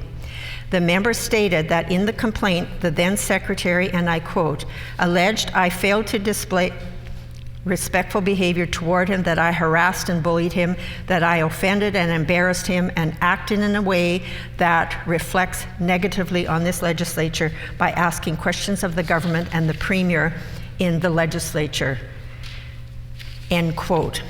The member concluded by stating that the then secretary demanded in the complaint that the member stop asking questions of the government in this House on this issue, and that the member keep this complaint confidential. These are indeed serious allegations, and I'm sure the House can understand why I have given this matter very careful consideration. In responding to the allegations from the Honourable Member for St. James, the Honourable Government House Leader made the point that when members speak in the House about civil servants, there should be, and I quote, a greater onus upon us to be respectful, because while they are part of the process that we are all engaged in, they are not necessarily part of that political process that we are engaged in, end quote. The Honourable Government House Leader also noted that members, and I quote, have a responsibility as politicians to carry out our affairs in a responsible way, end quote, and that while members, and I quote, have the unique opportunity to have privilege in this House, that privilege shouldn't be abused, end quote. For members' reference, I will remind the House that parliamentary privilege is a constitutional right that has been passed on to the Parliament of Canada and to the provincial legislatures from the United Kingdom's 1689 Bill of Rights. Parliamentary privilege was incorporated into the Canadian Constitution and has been in existence since 1867 to provide protection for members to exercise their parliamentary duties free from interference. More specifically, Bosque and Gagnon note on page 89 of the third edition of House of Commons Procedure and Practice that, and I quote, the rights, privileges, and immunities of all individual members of the House may be categorized as follows: freedom of speech, freedom from arrest in civil actions, exemption from jury duty, exemption from being subpoenaed to attend court as a witness, and freedom from obstruction, interference, intimidation, and molestation. Elaborating on this point, on pages 89 and 92, Bosque and Gagnon explained that, and I quote, by far, the most important right accorded to members of the House is the exercise of freedom of speech in parliamentary proceedings. It has been described as a fundamental right without which they would be hampered in the performance of their duties. It permits them to speak in the House without inhibition, to refer to any matter or express any opinion as they see fit, to say what they feel needs to be said in the furtherance of the national interest and the aspirations of their constituents. He goes on to say, freedom of speech permits members to speak freely in the chamber during a sitting or in committees during meetings while enjoying complete immunity from prosecution or civil liability for any comment they might make. This freedom is essential for the effective working of the House. Under it, members are able to make statements or allegations about outside bodies or persons which they may hesitate to make without the protection of privilege, end quote. Having established the primacy of members' freedom of speech, I will now explore the parameters of what would constitute the obstruction of a member's privilege to speak freely in the House.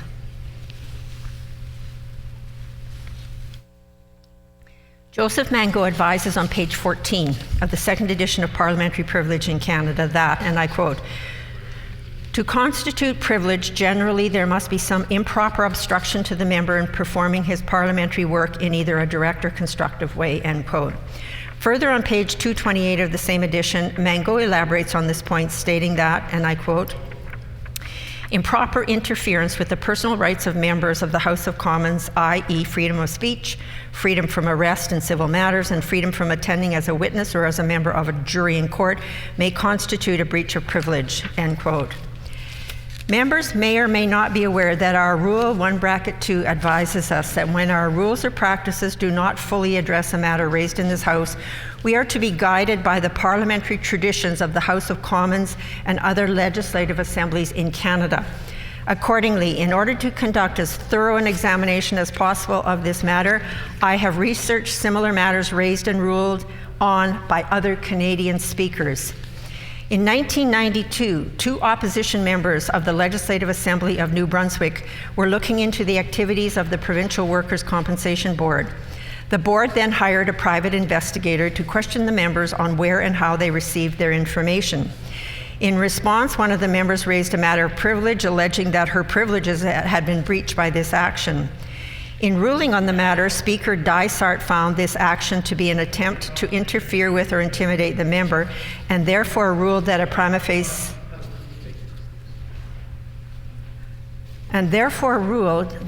facie case had been established, stating, and I quote, "In my view, there could be a prima facie case of privilege if the activity complained of is of such a nature as to interfere with the members in the discharge of their parliamentary responsibilities," end quote. In response to matters of privilege raised on similar matters in the National Assembly, 3 Quebec speakers offered comments in their rulings pertinent to this matter of privilege. In a 1991 ruling from Speaker Saint-Onge, it was established that sending a member of the Assembly a formal notice telling them to stop talking about the content of a contract, specifying that they may be found personally liable, notwithstanding parliamentary privilege, was ruled a prima facie breach of privilege. In 2004, Speaker Bissonnette ruled that, and I quote, "Our parliamentary jurisprudence established that pressuring a member of the Assembly to deter him or her from asking a question or discharging his or her parliamentary duties may breach the rights of the Assembly. Pressuring a member has been described as an influence or insistent action aimed at coercing the member in the performance of his or her duties." Finally, Speaker Chagnon ruled in 2014 that, and I quote, "It is of the essence of parliamentary institutions to be a place of debate and exchange, and it will never tolerate that a member be subjected to threats or intimidation," end quote. In consideration of the current matter before this House, I find these examples compelling and relevant. Before I conclude my rulings, however, I am obliged to raise several other concerns I have regarding the circumstances of this case.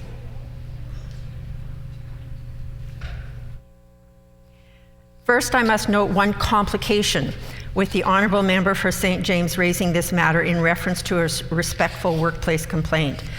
Such processes are intended to be and should remain completely confidential. These complaints are not to be shared with anyone outside of the affected parties and the investigators, both during and after the process. As members and citizens now know, both the complainant and the member involved spoke of the results of this investigation in the media. While I find the actions of both parties in that regard troubling and disappointing, they are not the subject of this ruling, and as the presiding officer of this House, they are not something I have the power to address from this chair. Instead, I will note for all members that due to the need for confidentiality in the respectful workplace process, there are complications with such an issue being raised in the House instead of attempting to seek a resolution in another forum. For the information of all members, in light of this situation, I have already asked Assembly administration staff to review our respectful workplace policies and recommend improvements. Once that document is ready for consideration, I will ask our Legislative Assembly Management Commission to consider the revised policies as soon as possible. Second, let me be clear when I say that a member's privileges in this House take constitutional precedence over any other process or complaint raised outside of this place. This means that having a respectful workplace complaint raised against a member does not supersede that member's right to ask questions or speak on any topic in this House. Members of the Legislative Assembly of Manitoba are governed in this House by our rules and practices and by the rulings of their Speaker, but while they are in this place, they are in no way governed by the opinions or directives of civil servants or other individuals outside of this legislature. This is because the parliamentary principle of freedom of speech unequivocally gives members the freedom to raise subjects in the House without interference from outside the Assembly. For further clarity, I will add that while this ruling and my authority as your Speaker govern comments made by members in this House, that authority does not extend outside of this House. As your Speaker, I do not have any authority to govern or respond to comments made outside of this House, nor are members protected by the privilege of freedom of speech outside of this House. Third, earlier in this ruling, I explained the importance of members' freedom of speech. Because this privilege is such an extremely powerful immunity, on occasion, speakers have cautioned members about its misuse. Speaker Milliken aptly summarized this sentiment in 2003 when he advised the House of Commons as follows, and I quote, "Speakers discourage members of Parliament from using names in speeches if they are speaking ill of some other person because, with parliamentary privilege applying to what they say, anything that is damaging to the reputation or to the individual is then liable to be published with the cover of parliamentary privilege, and the person is unable to bring any action in respect of those claims." End quote. This sentiment would also apply to civil servants, as they would not be able to defend themselves in this place. And I would ask all members to reflect on that. We all sign up for this business by voluntarily putting our names on a ballot, but others, whether they be civil servants, assembly staff, or other individuals, do not sign up for this, nor can they defend themselves in this place. I would therefore ask all of you to consider your words very carefully whenever you stand up to speak in this House. Yes, you have the immense privilege of freedom of speech here. I advise you all to be certain that you are using that privilege wisely. Returning to the matter raised in this privilege submission in the House on December 2nd, 2020, the Honourable Member for St. James alleged that the then Treasury Board Secretary intimidated him and attempted to obstruct him in his duties by seeking to prevent him from asking questions of the government in the House. Based on the allegations raised by the member, the procedural authorities outlined in this ruling and the rulings from other Canadian speakers in similar situations, at first sight, I am ruling that the actions alleged by the Honourable Member for St. James do constitute a prima facie breach of the member's privileges. As a result, the motion moved by the Honourable Member for St. James may take precedence in debate and should go forward today in the House as the first item of business under orders of the day. It is a debatable motion, and the House must vote on and adopt the motion in order for the remedy suggested in the motion to proceed. If the motion is defeated, the matter will be concluded. I trust that all members will heed my words of caution today regarding these circumstances and govern themselves accordingly in the future. I thank you all for the courtesy of your attention.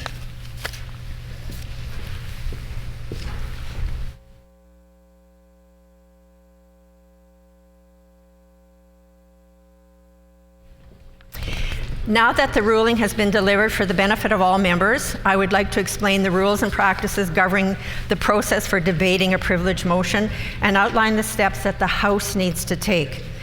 In accordance with Manitoba rules and practice, and as noted on pages 143 to 153 of the third edition of House of Commons Procedure and Practice, when a prima facie case of privilege has been established, the following procedures apply. 1, the privilege motion is debatable and amendable and takes precedence in debate over other orders of the day, meaning the Speaker shall call the motion for debate at the start of orders of the day on the same sitting day as it is ruled to be prima facie. 2, the motion is subject to all procedures and practices governing debate on a substantive motion. 3, speaking times for a substantive motion are set out in our rules 44 bracket 1 and bracket 2 as follows. 30 minutes for members. Recognized party leaders have unlimited time. And 4, should the debate on the motion not be completed by the daily adjournment hour, the motion will take priority over all other orders of the day at the next sitting, and it will appear on the next day's order paper as the first item of business listed under orders of the day. And I have no more rulings for today. Petitions, the Honourable Member for Thompson. The Honourable Member for Elmwood. Thank you, Madam Speaker. I wish to present the following petition to the Legislative Assembly.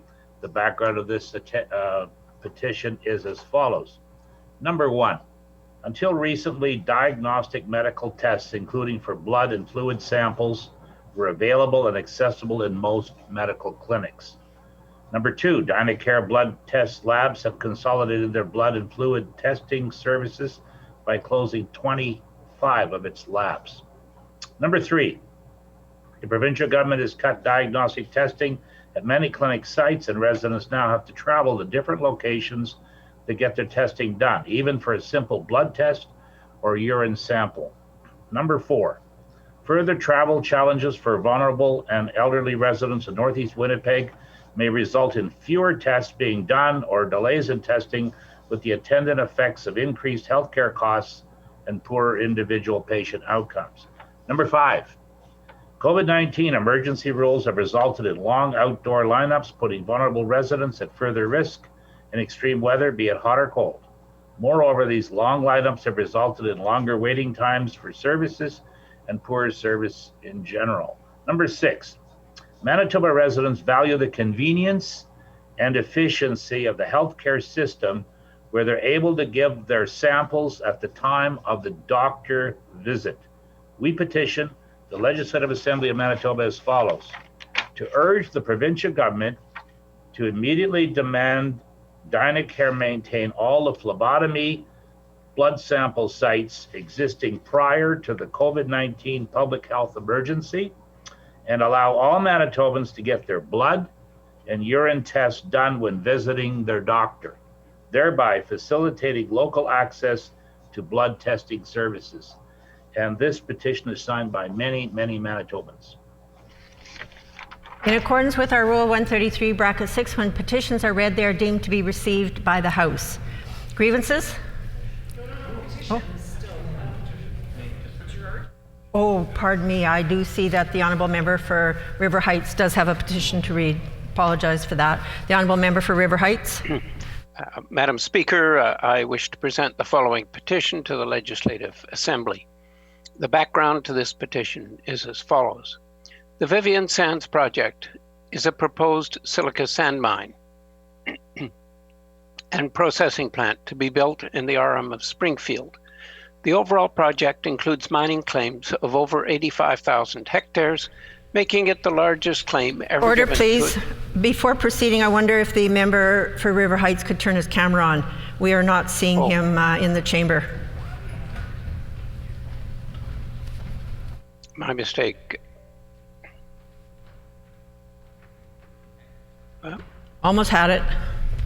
There. The Honourable Member for River Heights. Okay. Thank you, Madam Speaker.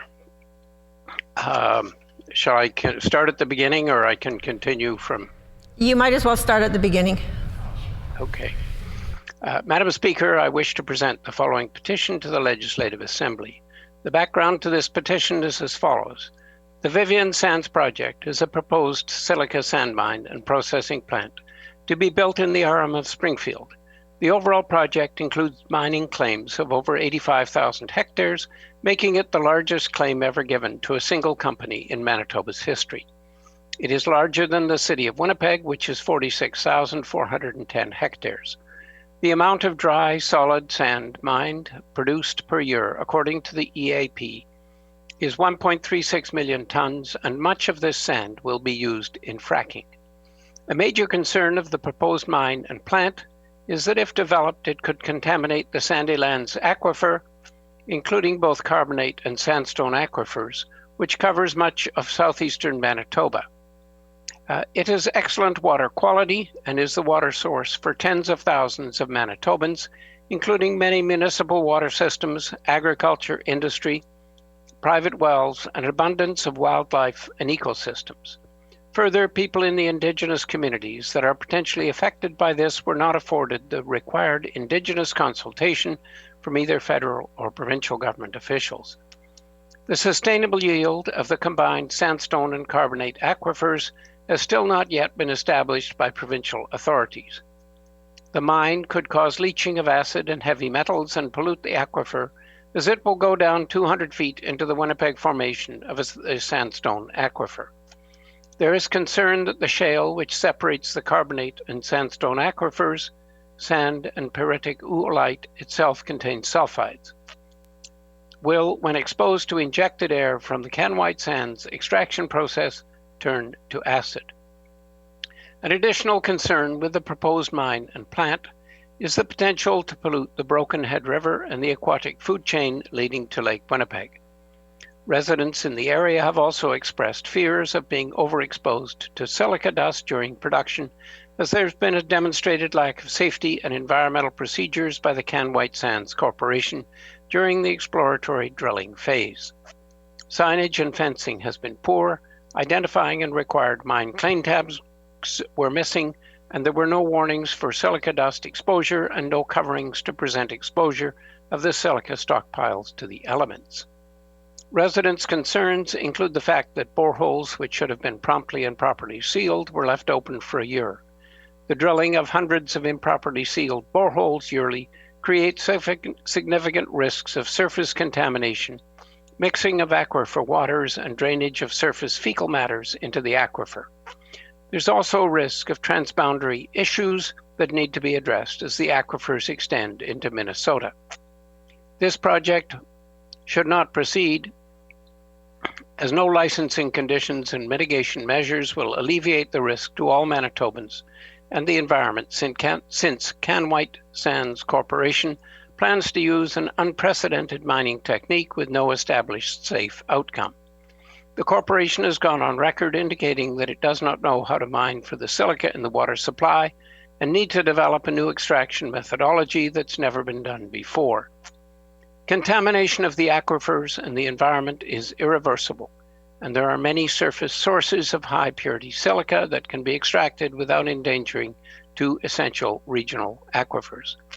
We petition the Legislative Assembly of Manitoba as follows: to urge the provincial government to undertake a combined review of the Vivian Sand Facility processing plant and the mining extraction portion of the operation as a Class 3 development, with a review by Manitoba's Clean Environment Commission to include public hearings and participant funding.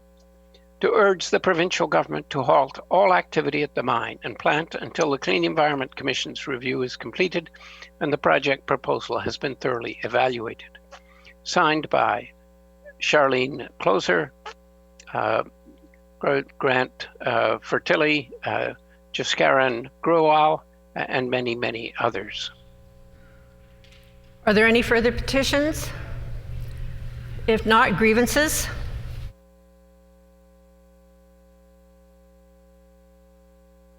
Of the day, and I will now indicate that the House will now consider the motion referenced in the ruling, and I would ask the member for St. James to move his motion.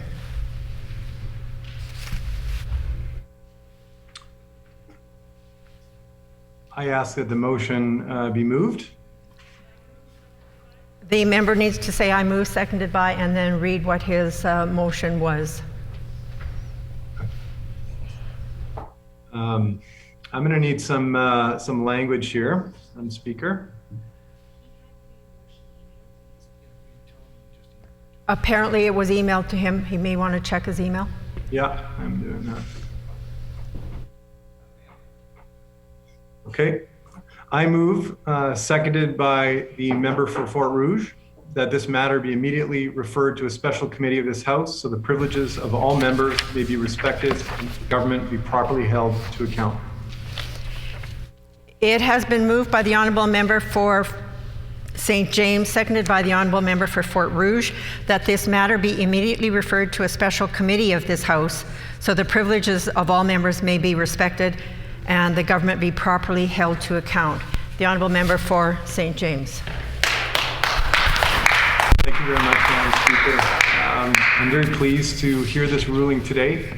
I think it's an important ruling that confirms, I think, what many of us felt throughout this process, which was that the rights of myself as an MLA were threatened, and that, frankly, I was prevented from being able to do my job.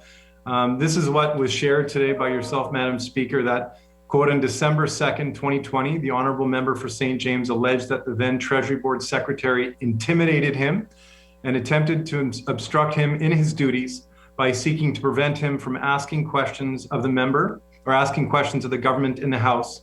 Based on the allegations raised by the member, the procedural authorities outlined in this ruling, and the rulings from other Canadian speakers, at first sight, I am ruling that the actions alleged by the Honourable Member for St. James do constitute a prima facie breach of the member's privileges. I think it's important here to emphasize 2 points, so I'll be brief.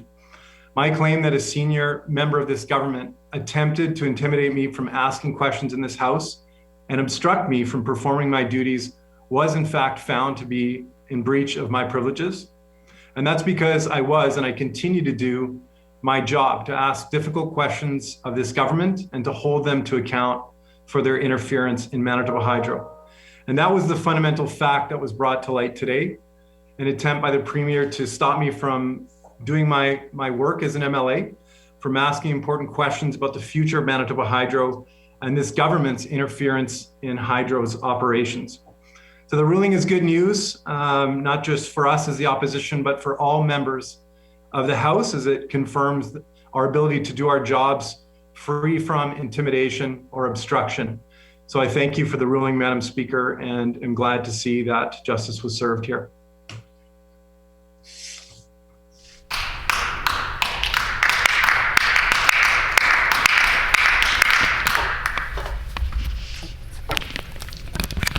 The Honourable Government House Leader. Madam Speaker, the member for St. James classifies this as good news. Let's maybe review a little bit about what the member for St. James would call good news. He's a member who made an unfounded and untrue allegation against a public servant, Mr. Deputy Speaker.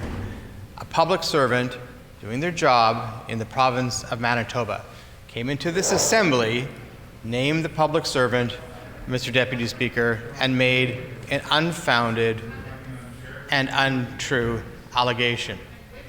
The ruling has come down, and I'm absolutely free to speak about this, but if the Leader of the Opposition wants to stop me from being able to speak, he can do that through a point of order, Mr. Deputy Speaker. So this untrue allegation was brought forward by the member for St. James. The public servant then used a harassment policy that is formed by the Legislative Assembly of Manitoba, not the government, although it mirrors, I think, in many ways what the government policy is. But it's a policy that was approved by LAMC. It came out of LAMC. I'm not speaking about what happened in the meeting, Mr. Deputy Speaker, but it came out of LAMC as an approved policy, and members will know that things are done there by consensus in LAMC. Members of the opposition sit on LAMC, independent members sit on LAMC, and of course members of the government sit on LAMC. So we approve that harassment policy. The public servant availed himself of that harassment policy, which the Speaker rightly cited as a confidential policy, Mr. Deputy Speaker. The member for St. James then came into this House and used his parliamentary privilege, which I recognize, as the Speaker has indicated, is a constitutional right, but used that parliamentary privilege to again name the public servant and to talk about that confidential harassment policy that all members of this legislature, including the official opposition, agreed to, Mr. Deputy Speaker. And now, today, it's determined that the individual, of course, because it's now known that the independent investigator hired by the Legislative Assembly of Manitoba, not by the government of Manitoba, but by the Legislative Assembly of Manitoba, came back and found that there was, in fact, harassment against the public servant, Mr. Deputy Speaker. And yet today, in the Assembly, it is found, and I'm not questioning the ruling, I'm stating this as a fact, that the individual, the public servant, who was found to have been harassed, who was found to have been victimized, Mr. Deputy Speaker, is now actually being accused of being the individual who is the victimizer, Mr. Deputy Speaker. And this, the member for St. James feels, is a good day, Mr. Deputy Speaker. I wonder if it's a good day for the thousands of public servants that we have in the province of Manitoba who will now look at the proceedings today and realize that they are entirely and wholly unprotected. Now, in some ways, I suppose that was confirmed by the Leader of the official opposition, who summarily dismissed the Legislative Assembly harassment policy, which he himself decided to, or who supported through members of his caucus who sit on LAMC, but he summarily dismissed the harassment policy and essentially said there is no policy anymore. It's wide open. It's the Wild West, I suppose, on public servants when it comes to harassment, Mr. Deputy Speaker. That is a good day. I don't think it's a good day for anybody in the public servant public service, let alone the individual who is the subject of the harassment, as found by the independent investigator hired by the Legislative Assembly. And I hope that, members opposite, not exclusively, but certainly including the member for St. John's, who often passionately, and I would say eloquently, stands up in this House and other places and speaks about the need to protect those who are harassed in its many forms. And the Leader of the Opposition has said we need to protect those who are harassed in all of its forms. He's put that on the record when his party did an internal review and found many things that were unflattering, Mr. Deputy Speaker. I would hope that the members opposite, including the member for St. James, would say to, the member for St. John's, would say to her colleague, the member for St. James, this is far from a good day. If it's a good day that somebody who is found by an independent investigator to have been harassed by a member of this assembly is then turned around and made to be not the victim, but the victimizer, Mr. Deputy Speaker, I don't know how that qualifies as a good day for anybody here. And I certainly know it isn't a good day for the member or for the individual who was victimized, found to be victimized, or for any member of this assembly. Now, I appreciate the Speaker saying in her ruling that we're going to review, as a Legislative Assembly Management Commission, we're going to review the harassment policy. And that needs to be done, and maybe it needs to be done in other fashions as well, Mr. Deputy Speaker. But I don't know how anybody on that side who has stood up in this House or any forum, publicly or privately, and said that they will stand up with those who are being harassed, that they will stand with those who are being victimized in any form or fashion, would find this to be a good day. Mr. Deputy Speaker, it is not a good day in this Assembly. It is not a good day for public servants in the province of Manitoba, and I would hope that the members opposite would reflect on that and recant the comments that were made by the member for St. James, Mr. Deputy Speaker.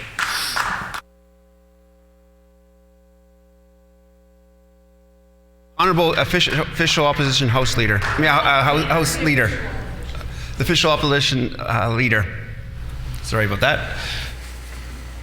I will consider that you have recognized me to speak, sir. I appreciate that. I just want to explain to my colleague from Steinbach why our position is entirely consistent and why apparently it's only us in the House who stand on the side of those who've been subject of harassment in the workplace. Again, this is an issue that we have grappled with. This is an issue that we have thought about, carefully studied, and acted upon. The complaint in this case does a disservice to those who have truly experienced harassment in the workplace. It was named by the newspaper of record in our province as disrespecting the workplace process. I will quote here. This is verbatim. Comparing those victimizations to a political dust-up between an MLA and a powerful government advisor undermines the severity of workplace harassment cases, especially those involving women in power imbalance situations. It trivializes the pain and anguish they endured. End quote. This is not our view. It's not a partisan perspective. This is the consensus view of the editorial board of the Winnipeg Free Press. So again, we are standing up to protect the sanctity of a process that has been appropriated by the government for political purposes. The member for Steinbach can gnash his teeth, can dispute the learned wisdom that has been put on the record here today from the chair, but we must acknowledge that if we're talking about independent experts, Madam Speaker, you are an independent expert, and you have given us a ruling here today. On the subject of parliamentary precedent, I just want to say the following to editorialize for a moment. When I'm not recognized to speak, you may hear me grumble, you may hear me praise, you may hear me cheer, you may hear me jeer. But my true feelings on the matter, and this is after having listened to all the rulings on the point of order and matters of privilege today, is that while I may have mixed feelings about all of the decisions as a whole, I do greatly respect the authority of the chair. And of course, I want to thank you, as well as the clerks and the staff, for all the hard work, the research, and the careful thought that went into preparing these decisions. And I do mean that sincerely. Humble in victory, humble in defeat. And so the statement that I just made applies both to decisions that may have, quote, gone our way, and decisions that, quote, may have gone against us. I do respect the authority of the chair. And so there is an important precedent that has been set here today on the matter that we're currently debating, as well as other precedents which have been set on other matters. And I'm sure that we'll all have the opportunity to comment on those. However, in this instance, this is an important precedent not for a party. This is an important precedent for each of us as members of the Legislative Assembly.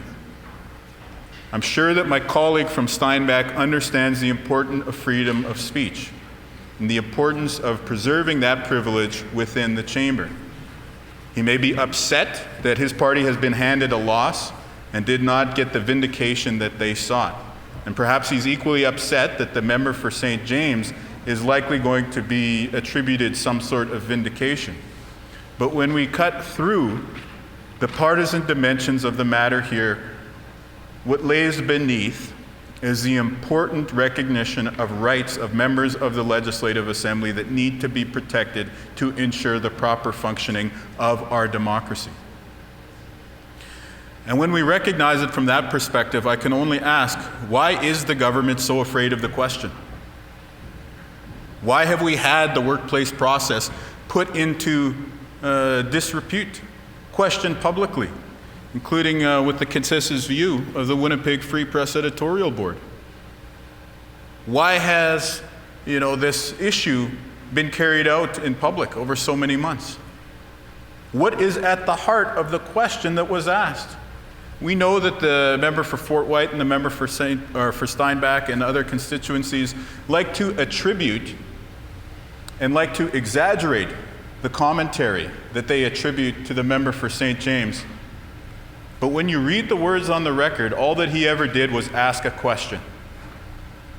And so why is the government so afraid of that question? On any day, we see them dodging, evading, refusing to answer questions in question period. And yet, why is it that this issue, as it pertains to Manitoba Hydro Telecom, Manitoba Hydro International, and the parent company Manitoba Hydro, so touched a nerve within them that they resorted to such unprecedented lengths that not only did they have the very rare instance of a matter of privilege ruled against them on this matter, but realistically speaking, they besmirched themselves and acted in an undignified manner by carrying it out through all these various venues. And to me, it is a tacit, implicit, and unspoken admission on the part of the government that they don't want to answer that question. Imagine being a government that is threatened by a simple question. Imagine being a government with $13 billion in core government, $17, $18 billion in the extended view of the budget at your disposal. Imagine having all the apparata of government, all the civil servants at your disposal, and yet merely putting an upward inflection at the end of a sentence would threaten you. Imagine having all the privileges of the offices of the cabinet, of the executive council, being able to sign orders in council, and yet merely by having an MLA put a question mark at the end of their question, all of a sudden you start to shake in your boots. It's a sad commentary on the state of this government, Madam Speaker. And while I realize that your decision did not reflect on what I'm saying, you ruled on the procedural matters, I feel that because what you have ruled on will be referred to as a precedent for many years to come, that it is important for us to put this context on the record so that future parliamentarians, future speakers, future clerks and staff who work on these matters may better appreciate the context with which these decisions arose from. And so with that in mind, I want to thank you and the clerks who assisted and everyone else with the greatest respect, because this will be a precedent that is referred to in the future. We as a society are trying to build a consent culture. We know that women have had to face unwelcome harassment, abuse, assault, and worse in the workplace and in many other venues throughout our society. The same has happened to trans folk and non-binary people as well. And so we take the responsibility to build a consent culture seriously. And we must all abide by the calling of the universal human rights enjoyed by all people to play our part in collective action towards stamping out that mistreatment and creating a framework of rights and trust and support so that people can just come to work and do their jobs to the best of their ability, and that they have their humanity and dignity respected, if not uplifted, in the process. At the same time, there are unique parameters put on the work of MLAs. And certainly the decision today speaks to the importance of freedom of speech within the chamber for a member to be able to carry out their important role, whether they are government, opposition, or independent. At the same time, it is important that we also recognize that the reason that an MLA enjoys these privileges is not because of any inherent characteristic enjoyed within ourselves, but merely because we have been invested with power by the people of Manitoba. There's nothing special about me. As much as I respect my friend from Concordia, there's nothing special about him. As much as I respect my colleague from Steinbach, there's nothing special about him insofar as we're individuals coming into the chamber. The only way in which we become invested with some sort of special privilege or right or capability is because we have been invested through our democracy with the privilege of representing the great people of Manitoba in this chamber. And that is a solemn responsibility, and it is an awesome one as well. And so I want to thank you for preserving the sanctity so that the good people of Manitoba know that when they send a member to this legislative assembly, they will know that they have the freedom to ask a question. They will know that they have the freedom to be able to hold power to account. That the good people of Manitoba will be confident that even if we may share our various qualms and concerns about the nature of our democracy in the public sphere in the year 2021, that there still is the ability to at least bring a concern forward. The question may not be answered, the concern may go unaddressed, the program or initiative may remain unfunded, but at least we should have the ability to bring it forward in this chamber.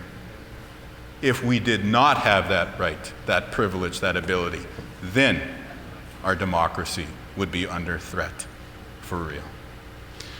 And so I'm sure there will be more commentary, more reflection. I'm sure there will also be more editorializing on this decision within this chamber, both in the near future and for years to come. However, I just wanted to put some words on the record to reiterate our complete support for addressing harassment and for addressing these issues that have emerged in workplaces. But I wanted to provide the context that everything that the government member recently shared is contested and by many independent observers has been disputed. And as a result, our members on this side have supported our colleague, not because we share a partisan affiliation, but because we share a commitment to the values of trying to find the right way to implement a respect in the workplace policy, while also preserving the ability to rightly call out the abuse of such a process when it impinges on the basic function of our democracy. And so these two things, these two positions, are consistent with one another and speak to the value set that we bring here into the chamber each and every day.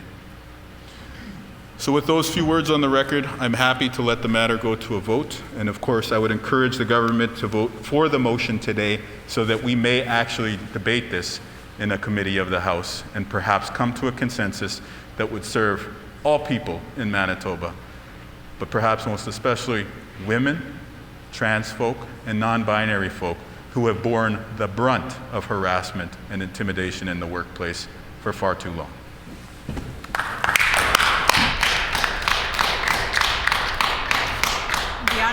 for River Heights. Madam Speaker, I want to put a few comments on the record with regard to this motion. This is an important ruling which the Speaker has clearly spent a lot of time looking at, discussing, referencing previous rulings, and so on. It is an important ruling because it sustains what we have in terms of parliamentary privilege. And parliamentary privilege is one of the fundamental rights that we have as MLAs. And it is thank you to the Speaker for looking at this very carefully and making a decision that it is important to sustain the privilege of the ability of MLAs to bring up issues, to raise concerns, and to have those concerns listened to and heard in the chamber.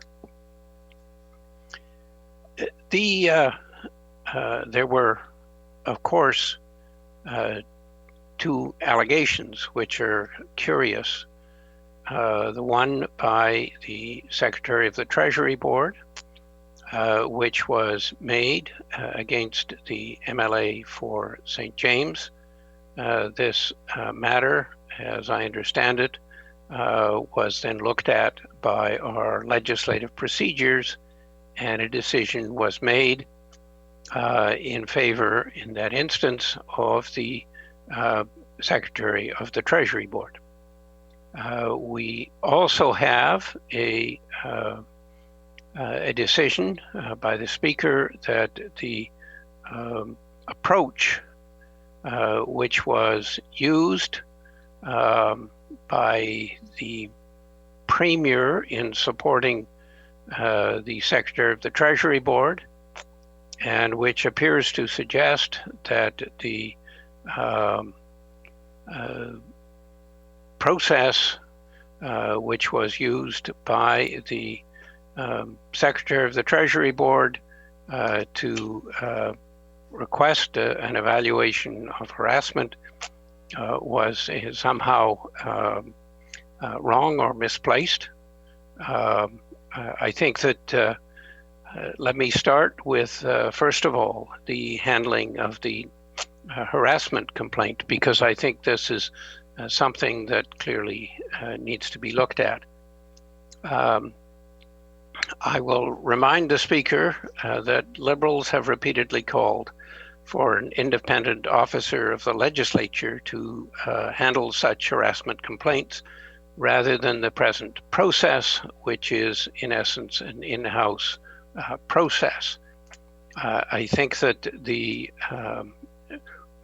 ability of an independent officer to provide an independent perspective is going to be very important in the future, and that this has demonstrated one of the reasons why this has happened.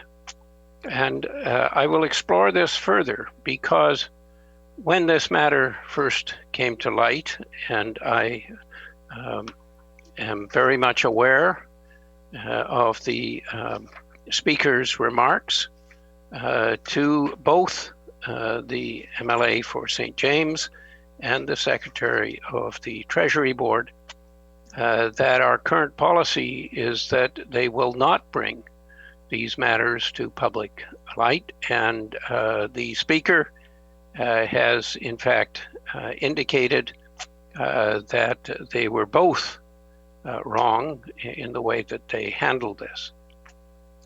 But let us look at the process. One, the way that things were happened. There was publicly a concern of impartiality in the process, even though it was handled by a procedure which we had approved in the Legislature. There was not sufficient general public knowledge of the procedure and the recognition that it was impartial. And so there was a lot of people who felt that there was some impartiality in the process, and it became almost like a political decision one way or another rather than an impartial decision. I think one of the lessons that we have to learn from this is that we can't not have any information coming out. Clearly, we have to have enough information that all MLAs can learn and improve, and that it's not just MLAs, it's others who may bring forth complaints, as in the case of the Secretary of the Treasury Board or the former Secretary. And that we need to be able to have some understanding of what has happened, some public discussion, if we're going to improve the ways that we approach identifying and preventing harassment and intimidation. This is, as we've seen in the ruling, a complicated matter, and it's not simple, but we're clearly going to need to go back and have a look at what the harassment policies are for our Manitoba legislature moving forward. I think there is an interesting aspect of this. It is important that members of the legislature not be harassed or intimidated for things that are said in the legislature itself, and yet there clearly needs to be an ability of people who are spoken about, if they are public servants or others, to be able to respond and counter, right, if they disagree with what is said in the legislature, particularly when it relates to personal matters as this does.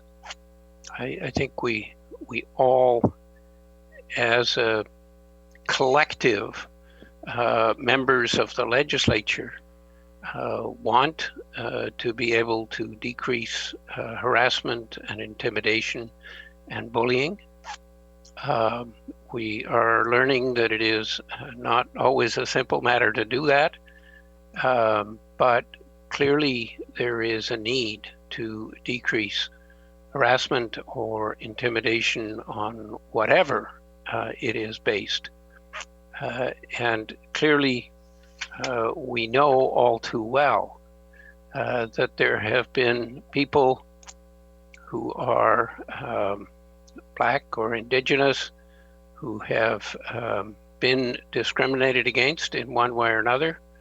And it is not just such individuals, it is individuals in the LGBT community, individuals sometimes, as I have brought up in the legislature, who are small, individuals who have large bodies, that this matter of making sure that we don't attack people on the basis of who they are. We do need to exchange ideas. We don't want people to be discriminated against.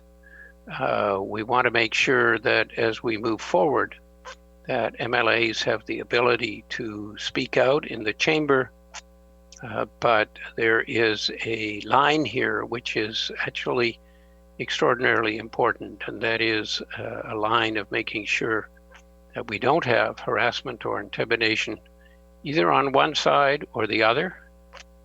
And we need to reflect, I believe, on how we're going to do that. It is frequently the case that in spite of two rulings, all right, one on the original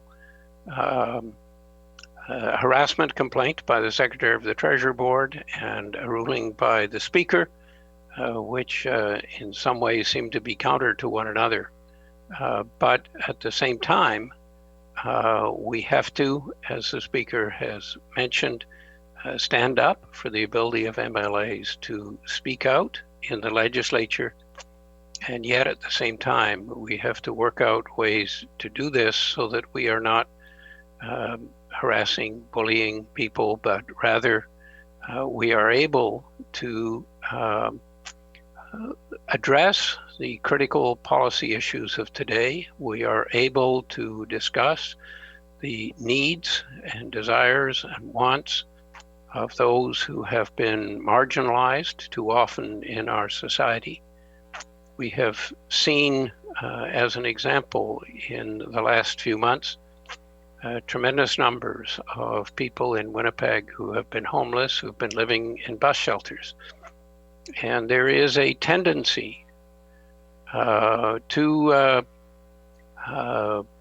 look at people who are living in bus shelters as somehow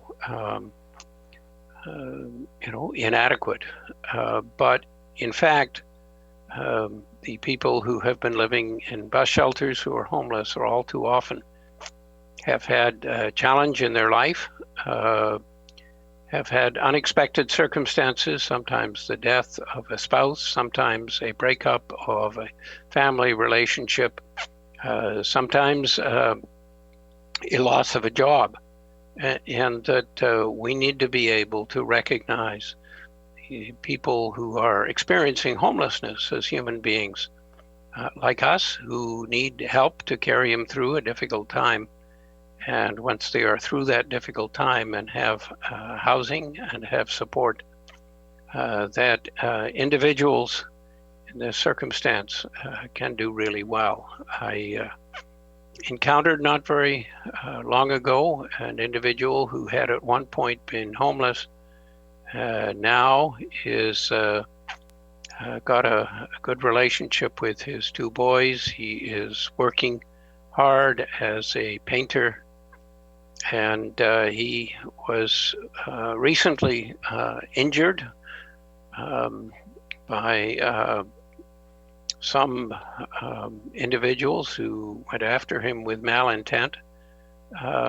But here he is with an injured arm, absolutely determined that he is going to go on working and earning money because he doesn't want to go on social assistance.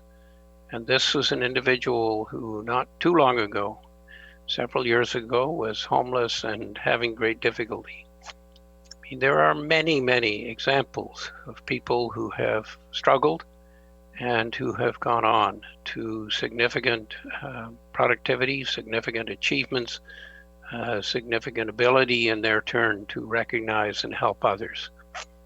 So let us move forward in a spirit together to figure out how we better reduce, eliminate harassment, bullying, and intimidation. And it will not be easy, and as the speaker herself has said, it is complex.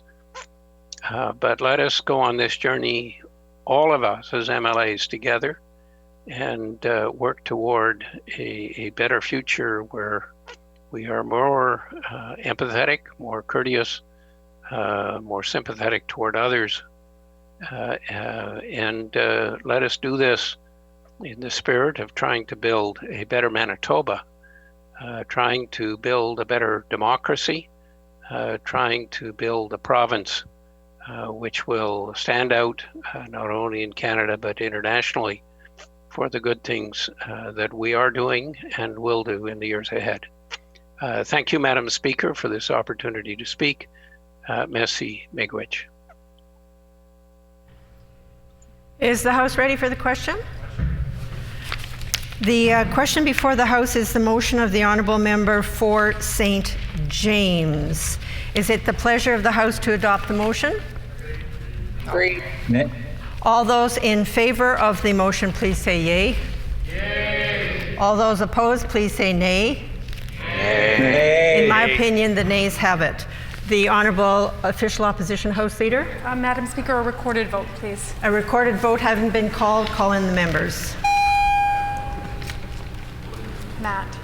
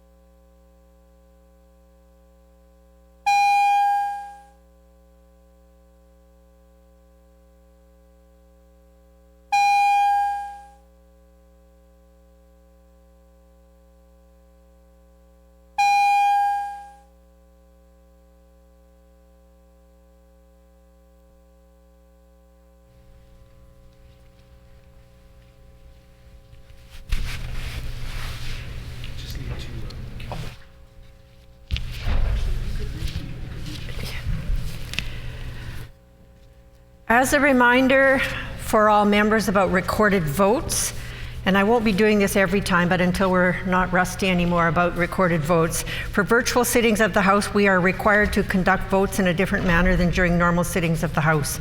For members in the House, the vote will be conducted in a manner similar to our previous practice.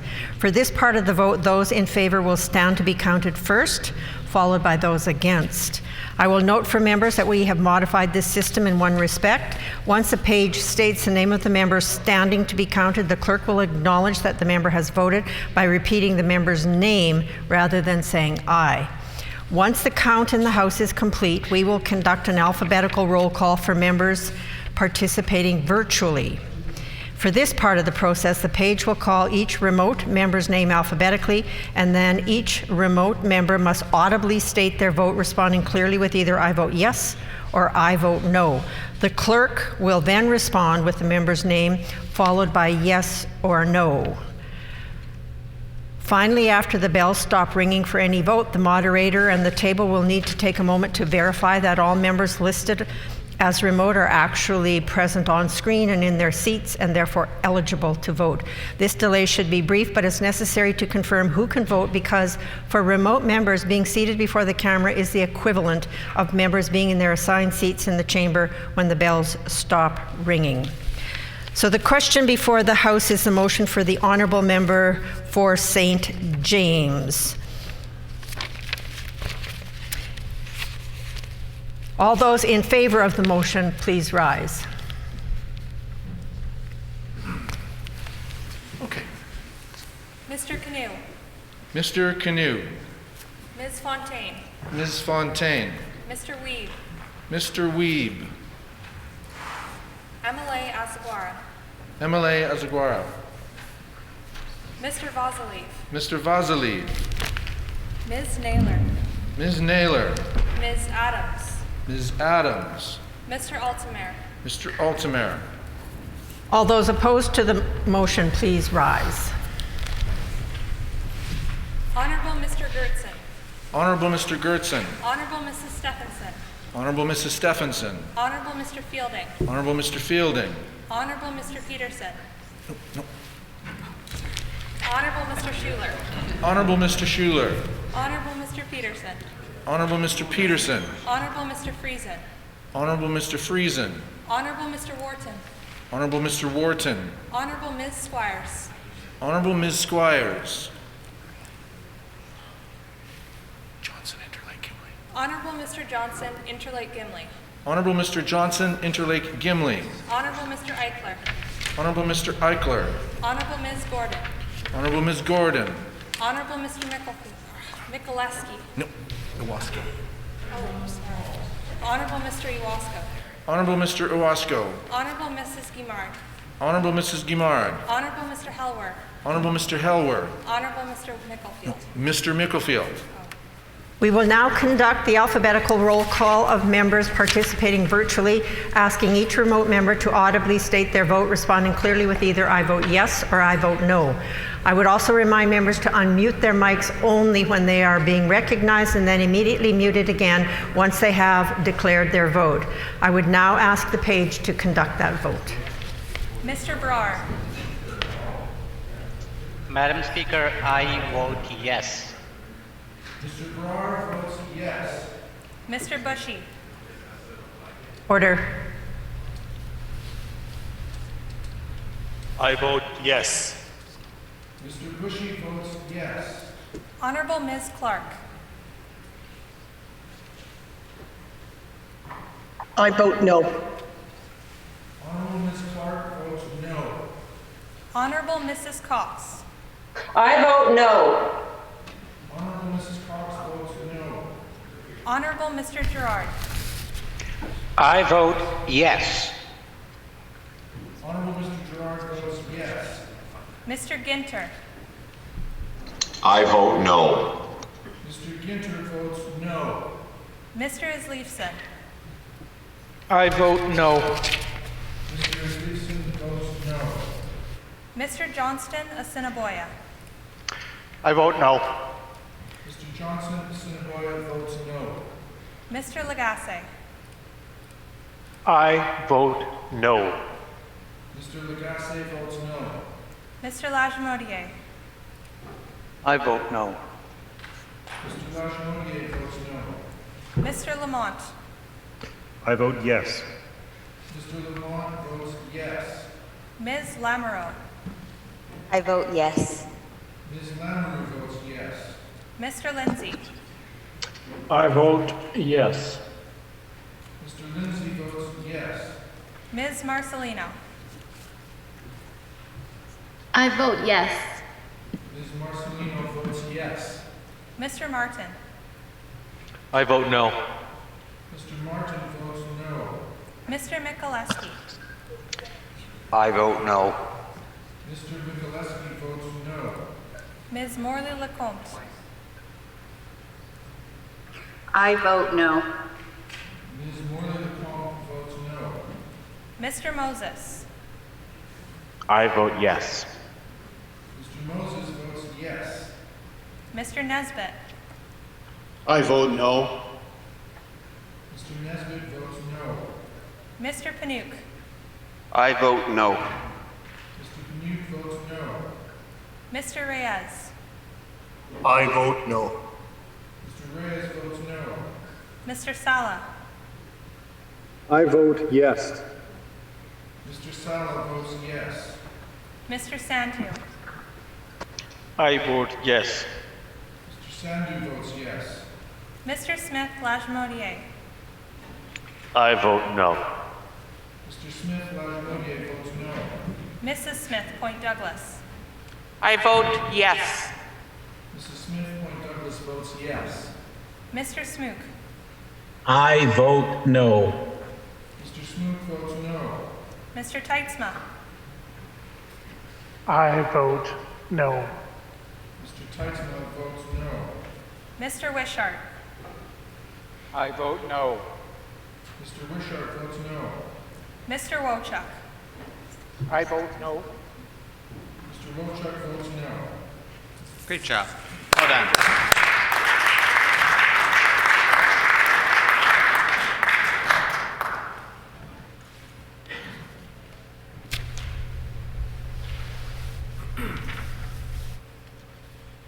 Yeas 19, nays 33. The motion is accordingly defeated. The Honourable Government House Leader on House business? On orders of the day, could you Orders please of the call day? for second reading bill number 5, 6, 20, 23, 34, 14, and 68? It has Seems been unlikely. announced that the House will now consider the following bills this afternoon: 5, 6, 20, 23, 34, 14, 68. So I will now call second reading of Bill number 5, the Liquor, Gaming and Cannabis Control Amendment Act, Cannabis Social Responsibility Fee. The Honourable Minister of Justice. Thank you, Madam Speaker. I move, seconded by the Minister of Finance, that Bill number 5, the Liquor, Gaming and Cannabis Control Amendment Act, Cannabis Social Responsibility Fee, be now read a second time and be referred to a committee of this House. Her Honor, the Lieutenant Governor, has been advised of the bill, and I table the message.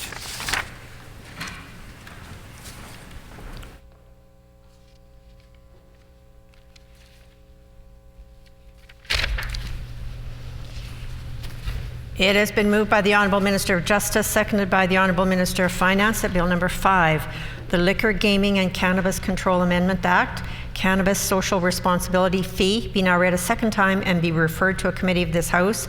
Her Honour, the Lieutenant Governor, has been advised of the bill and the message has been tabled. The Honourable Minister of Justice. Thank you, Madam Speaker. I'm pleased to rise in the House and to put some words on the record in respect of the Liquor, Gaming and Cannabis Control Amendment Act, Bill 5. Madam Speaker, rising to put some comments on the record, recognizing that the legalization of non-medical cannabis in 2018 has brought both economic opportunities and social costs. Bill 5 sets the legislative foundation for the cannabis social responsibility fee. This fee ensures that cannabis retailers who participate in those economic activities and opportunities will also contribute directly to paying for costs associated with the sale and consumption of non-medical cannabis. Madam Speaker, I can recall in 2016, when our government was newly elected, taking part in the federal, provincial, territorial meetings. In this time, I believe, in Vancouver. It might have been Ottawa. I'm getting a few of them mixed up. But I do recall more clearly the discussions around the proposed, at that time, legalization of cannabis. We were clear as a jurisdiction that the federal government was rushing into things, and that rushing in could have implications, could have negative consequences. Indeed, we've seen that play out across Canada, a real, very bumpy start for this, bold societal experiment that is the legalization of cannabis. We had cannabis legal before there was even sobriety test capability by law enforcement. We've had all kinds of a patch quilt of approaches across the country. It's been a rush for every jurisdiction to get there, but I'm proud of the efforts of this government in respect of its continued advocacy, in respect of the representations that we made at that time and since that time to the federal government. The way in which we had approached the issue, a hybrid approach when it came to sale, allowing retailers to be able to enter into this space with a knowledge of what they'd be able to do, how they would be able to bid for a license, and how they would in time remit back to government in respect of, as I say, the costs associated with the sale and consumption, because obviously such a legalization comes with costs.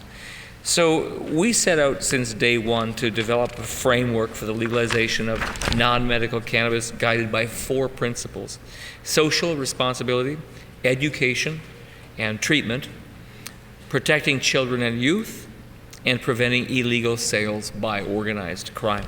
However, these priorities set out to protect Manitobans come with costs, and our government believes that those should be offset by the retail cannabis stores who directly profit from this new and growing industry. We feel that this is a fair trade-off. The social responsibility fee is a critical tool to ensure that we are able to meet these objectives and directly address the social costs associated with legal cannabis. This includes funding preventative measures like public education and safety and health services, as well as responsive systems for addictions. The social responsibility fee is also used to offset the costs associated with the regulation of non-medical cannabis. While the social responsibility fee is already being collected as part of retailer agreements, our government feels that establishing this fee in legislation will ensure transparency for retail cannabis stores. This approach assures that these retailers will pay consistently across all companies and are not subject to arbitrary adjustments. The bill clearly shows that the social responsibility fee will be initially calculated based on 6% of retailers' gross revenue from the sale of non-medical cannabis. This is the same percentage that is collected to date through agreements. I note that the amendment allows for the calculation of the social responsibility fee to be adjusted as needed in the future, particularly as this new retail sector and the products it sells continue to develop and evolve.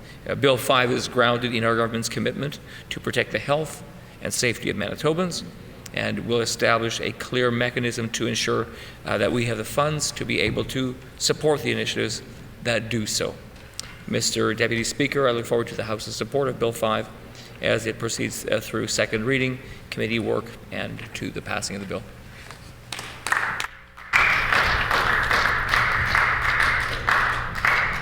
A question period up to 50 minutes will be held. Questions may be addressed to the minister by any of the members of the following sequence. First question from the official opposition critic or designate. Subsequent questions asked by each of the independent members. The remaining questions may be asked by any opposition members, and no questions or answers shall exceed 45 seconds. The honourable member for... Is there anybody want any questions? The honourable member for River Heights. Yep. My question to the minister is this. The social responsibility fee is supposed to offset the social costs, not the economic costs of the consumption of cannabis. Has the minister done research to know what the social costs are and to understand these in a way that will allow the minister or the government to use the funds well in addressing such social costs? The Honourable Minister for Justice. The member for River Heights knows that that's right, this is not committee. The member for River Heights knows that this legalization of cannabis is still something that is working itself out. I think there's no dispute in principle that there are social costs. These I've named, categories of those in the remarks I've made this afternoon. We know that those costs due to increased consumption of cannabis do come with issues pertaining to mental health, addictions, the need for treatment, health needs that are met through our health system. These are some of the areas in which we know that it will be important to reinvest funds back to strengthen our communities and strengthen the health of Manitobans.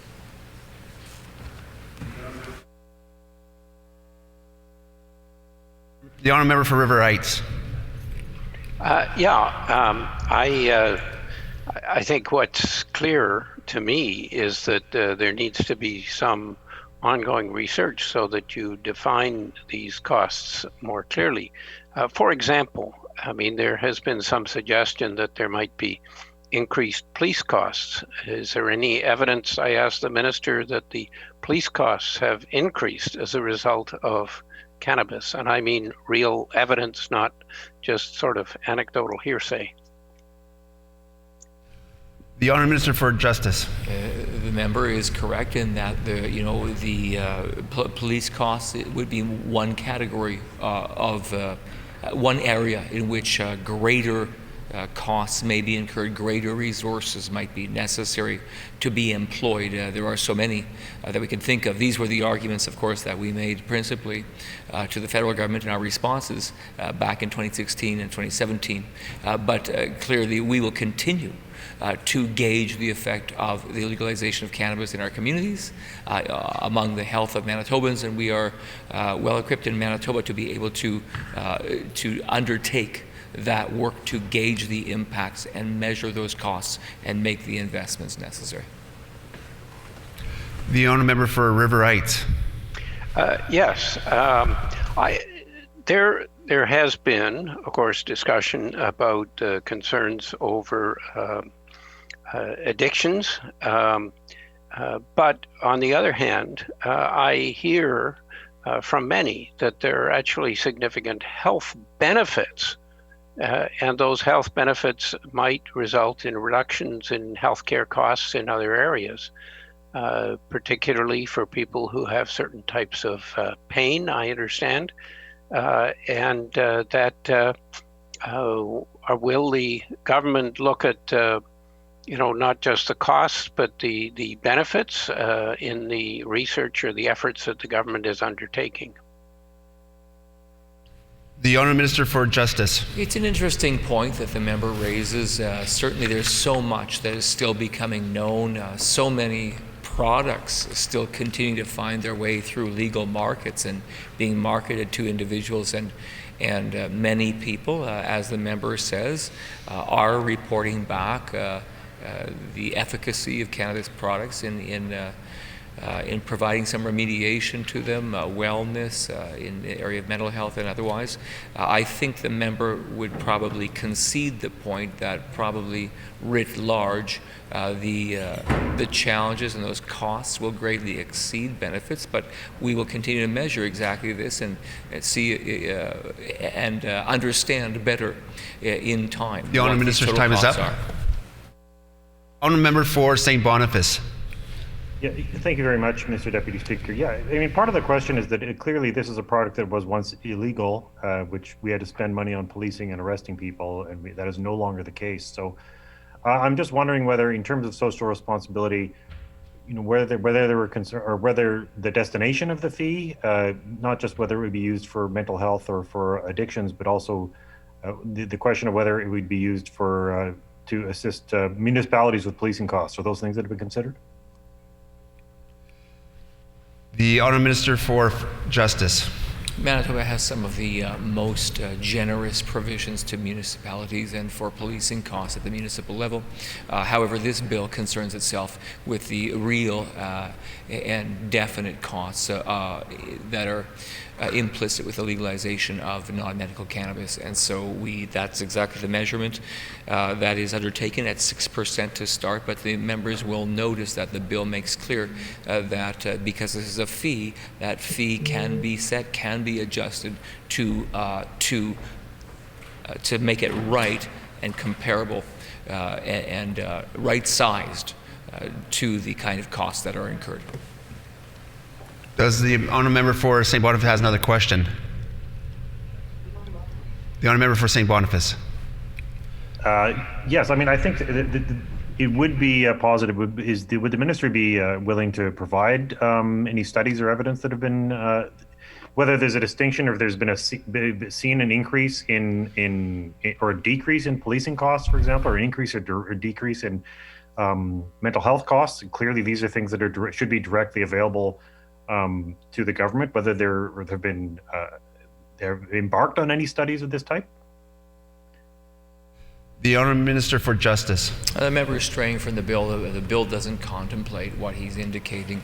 The bill simply sets out that the social responsibility fee is mandatory for all cannabis retailers, and the commencement date for the application of the social responsibility fee, one rate for all of those retailers, and it sets out as well the calculation and how it will be calculated. It can be changed by the LG, the Lieutenant Governor, in order, but those are the tenets of this bill for this afternoon. The Honourable Member for River Heights. Yeah, it seems to me that the government is trying to distinguish between what is a tax and what is a social responsibility fee. What the government describes in the inside of this bill and what he mentioned just a moment ago is a tax. But if in fact the government is trying to use this as a vehicle for social responsibility, then it's up to the government to tell us what he's going to use that money for in terms of helping to make Manitoba more socially responsible. The Honourable Minister for Justice. I want to assure the member this is a fee. It is not a tax. The bill title makes clear that this is a social responsibility fee. As such, understanding that the impact of legalization of cannabis is that we will incur costs. This fee is generated by those who retail in order to plow those monies received back into these services that we will need in the areas of health and mental health and others. Is there any further questions? Yeah, I have. The Honourable Member for River Heights. The member talked about the problems with increased problems with addiction and that there would be a social cost as a result. In fact, there is some evidence that the cannabis may be helpful in the treatment of certain opioid addictions. I'm not sure how good the evidence is at this point, but clearly what is needed is research on an ongoing basis so that we know exactly what the social costs are. Will the government be engaging in any such research? The Honourable Minister for Justice. If the member is suggesting that legal cannabis means that people will not need treatment, drug treatment, or any kind of interventions from a health perspective because of this, he's sadly mistaken. He should understand that, as the former Minister of Health, I can tell you I read many studies, many briefings about the continued impacts of cannabis addiction, especially among youth, mental health issues that arise because of the use of cannabis while the brain is still forming. The member is a medical doctor. I think he should clearly understand the implication about the connection between cannabis use and cannabis harm. The Honourable Member for River Heights. I certainly recognize that there are problems and that may need to be addressed in terms of addictions, but I'm pointing out that there may be positive effects on other addictions like opioid addictions. And but back to the premise that we've talked about. Clearly, we're in a world where we need to have some research so that we understand what we're doing. It's my understanding the government wants to use evidence-based approaches to what is social responsibility. Will the government do that research to find out what is needed in terms of what are the social costs? The Honourable Minister for Justice. Yes, the government will be undertaking to continue to study what the costs are that we incur and the services that we must provide to Manitobans as a consequence of the legalization of cannabis. I do want to say to the member's previous point that remember that Manitoba has among the lowest government fees charges on top of the sale of cannabis, and the reason we've done this is in order to maximize the legal retail area, which puts pressure on illegal cannabis supply. The Honourable Member for River Heights. Yes, and I appreciate that, and one of the important goals is in fact decreasing the illegal cannabis supply and use. Does the Minister have any evidence in respect to what is happening with illegal cannabis use and supply in Manitoba? The Honourable Minister for Justice. I would be happy to engage further with the member for the discussion of what's happening out there in terms of enforcement and what police forces are saying about what they're seeing in respect of cannabis.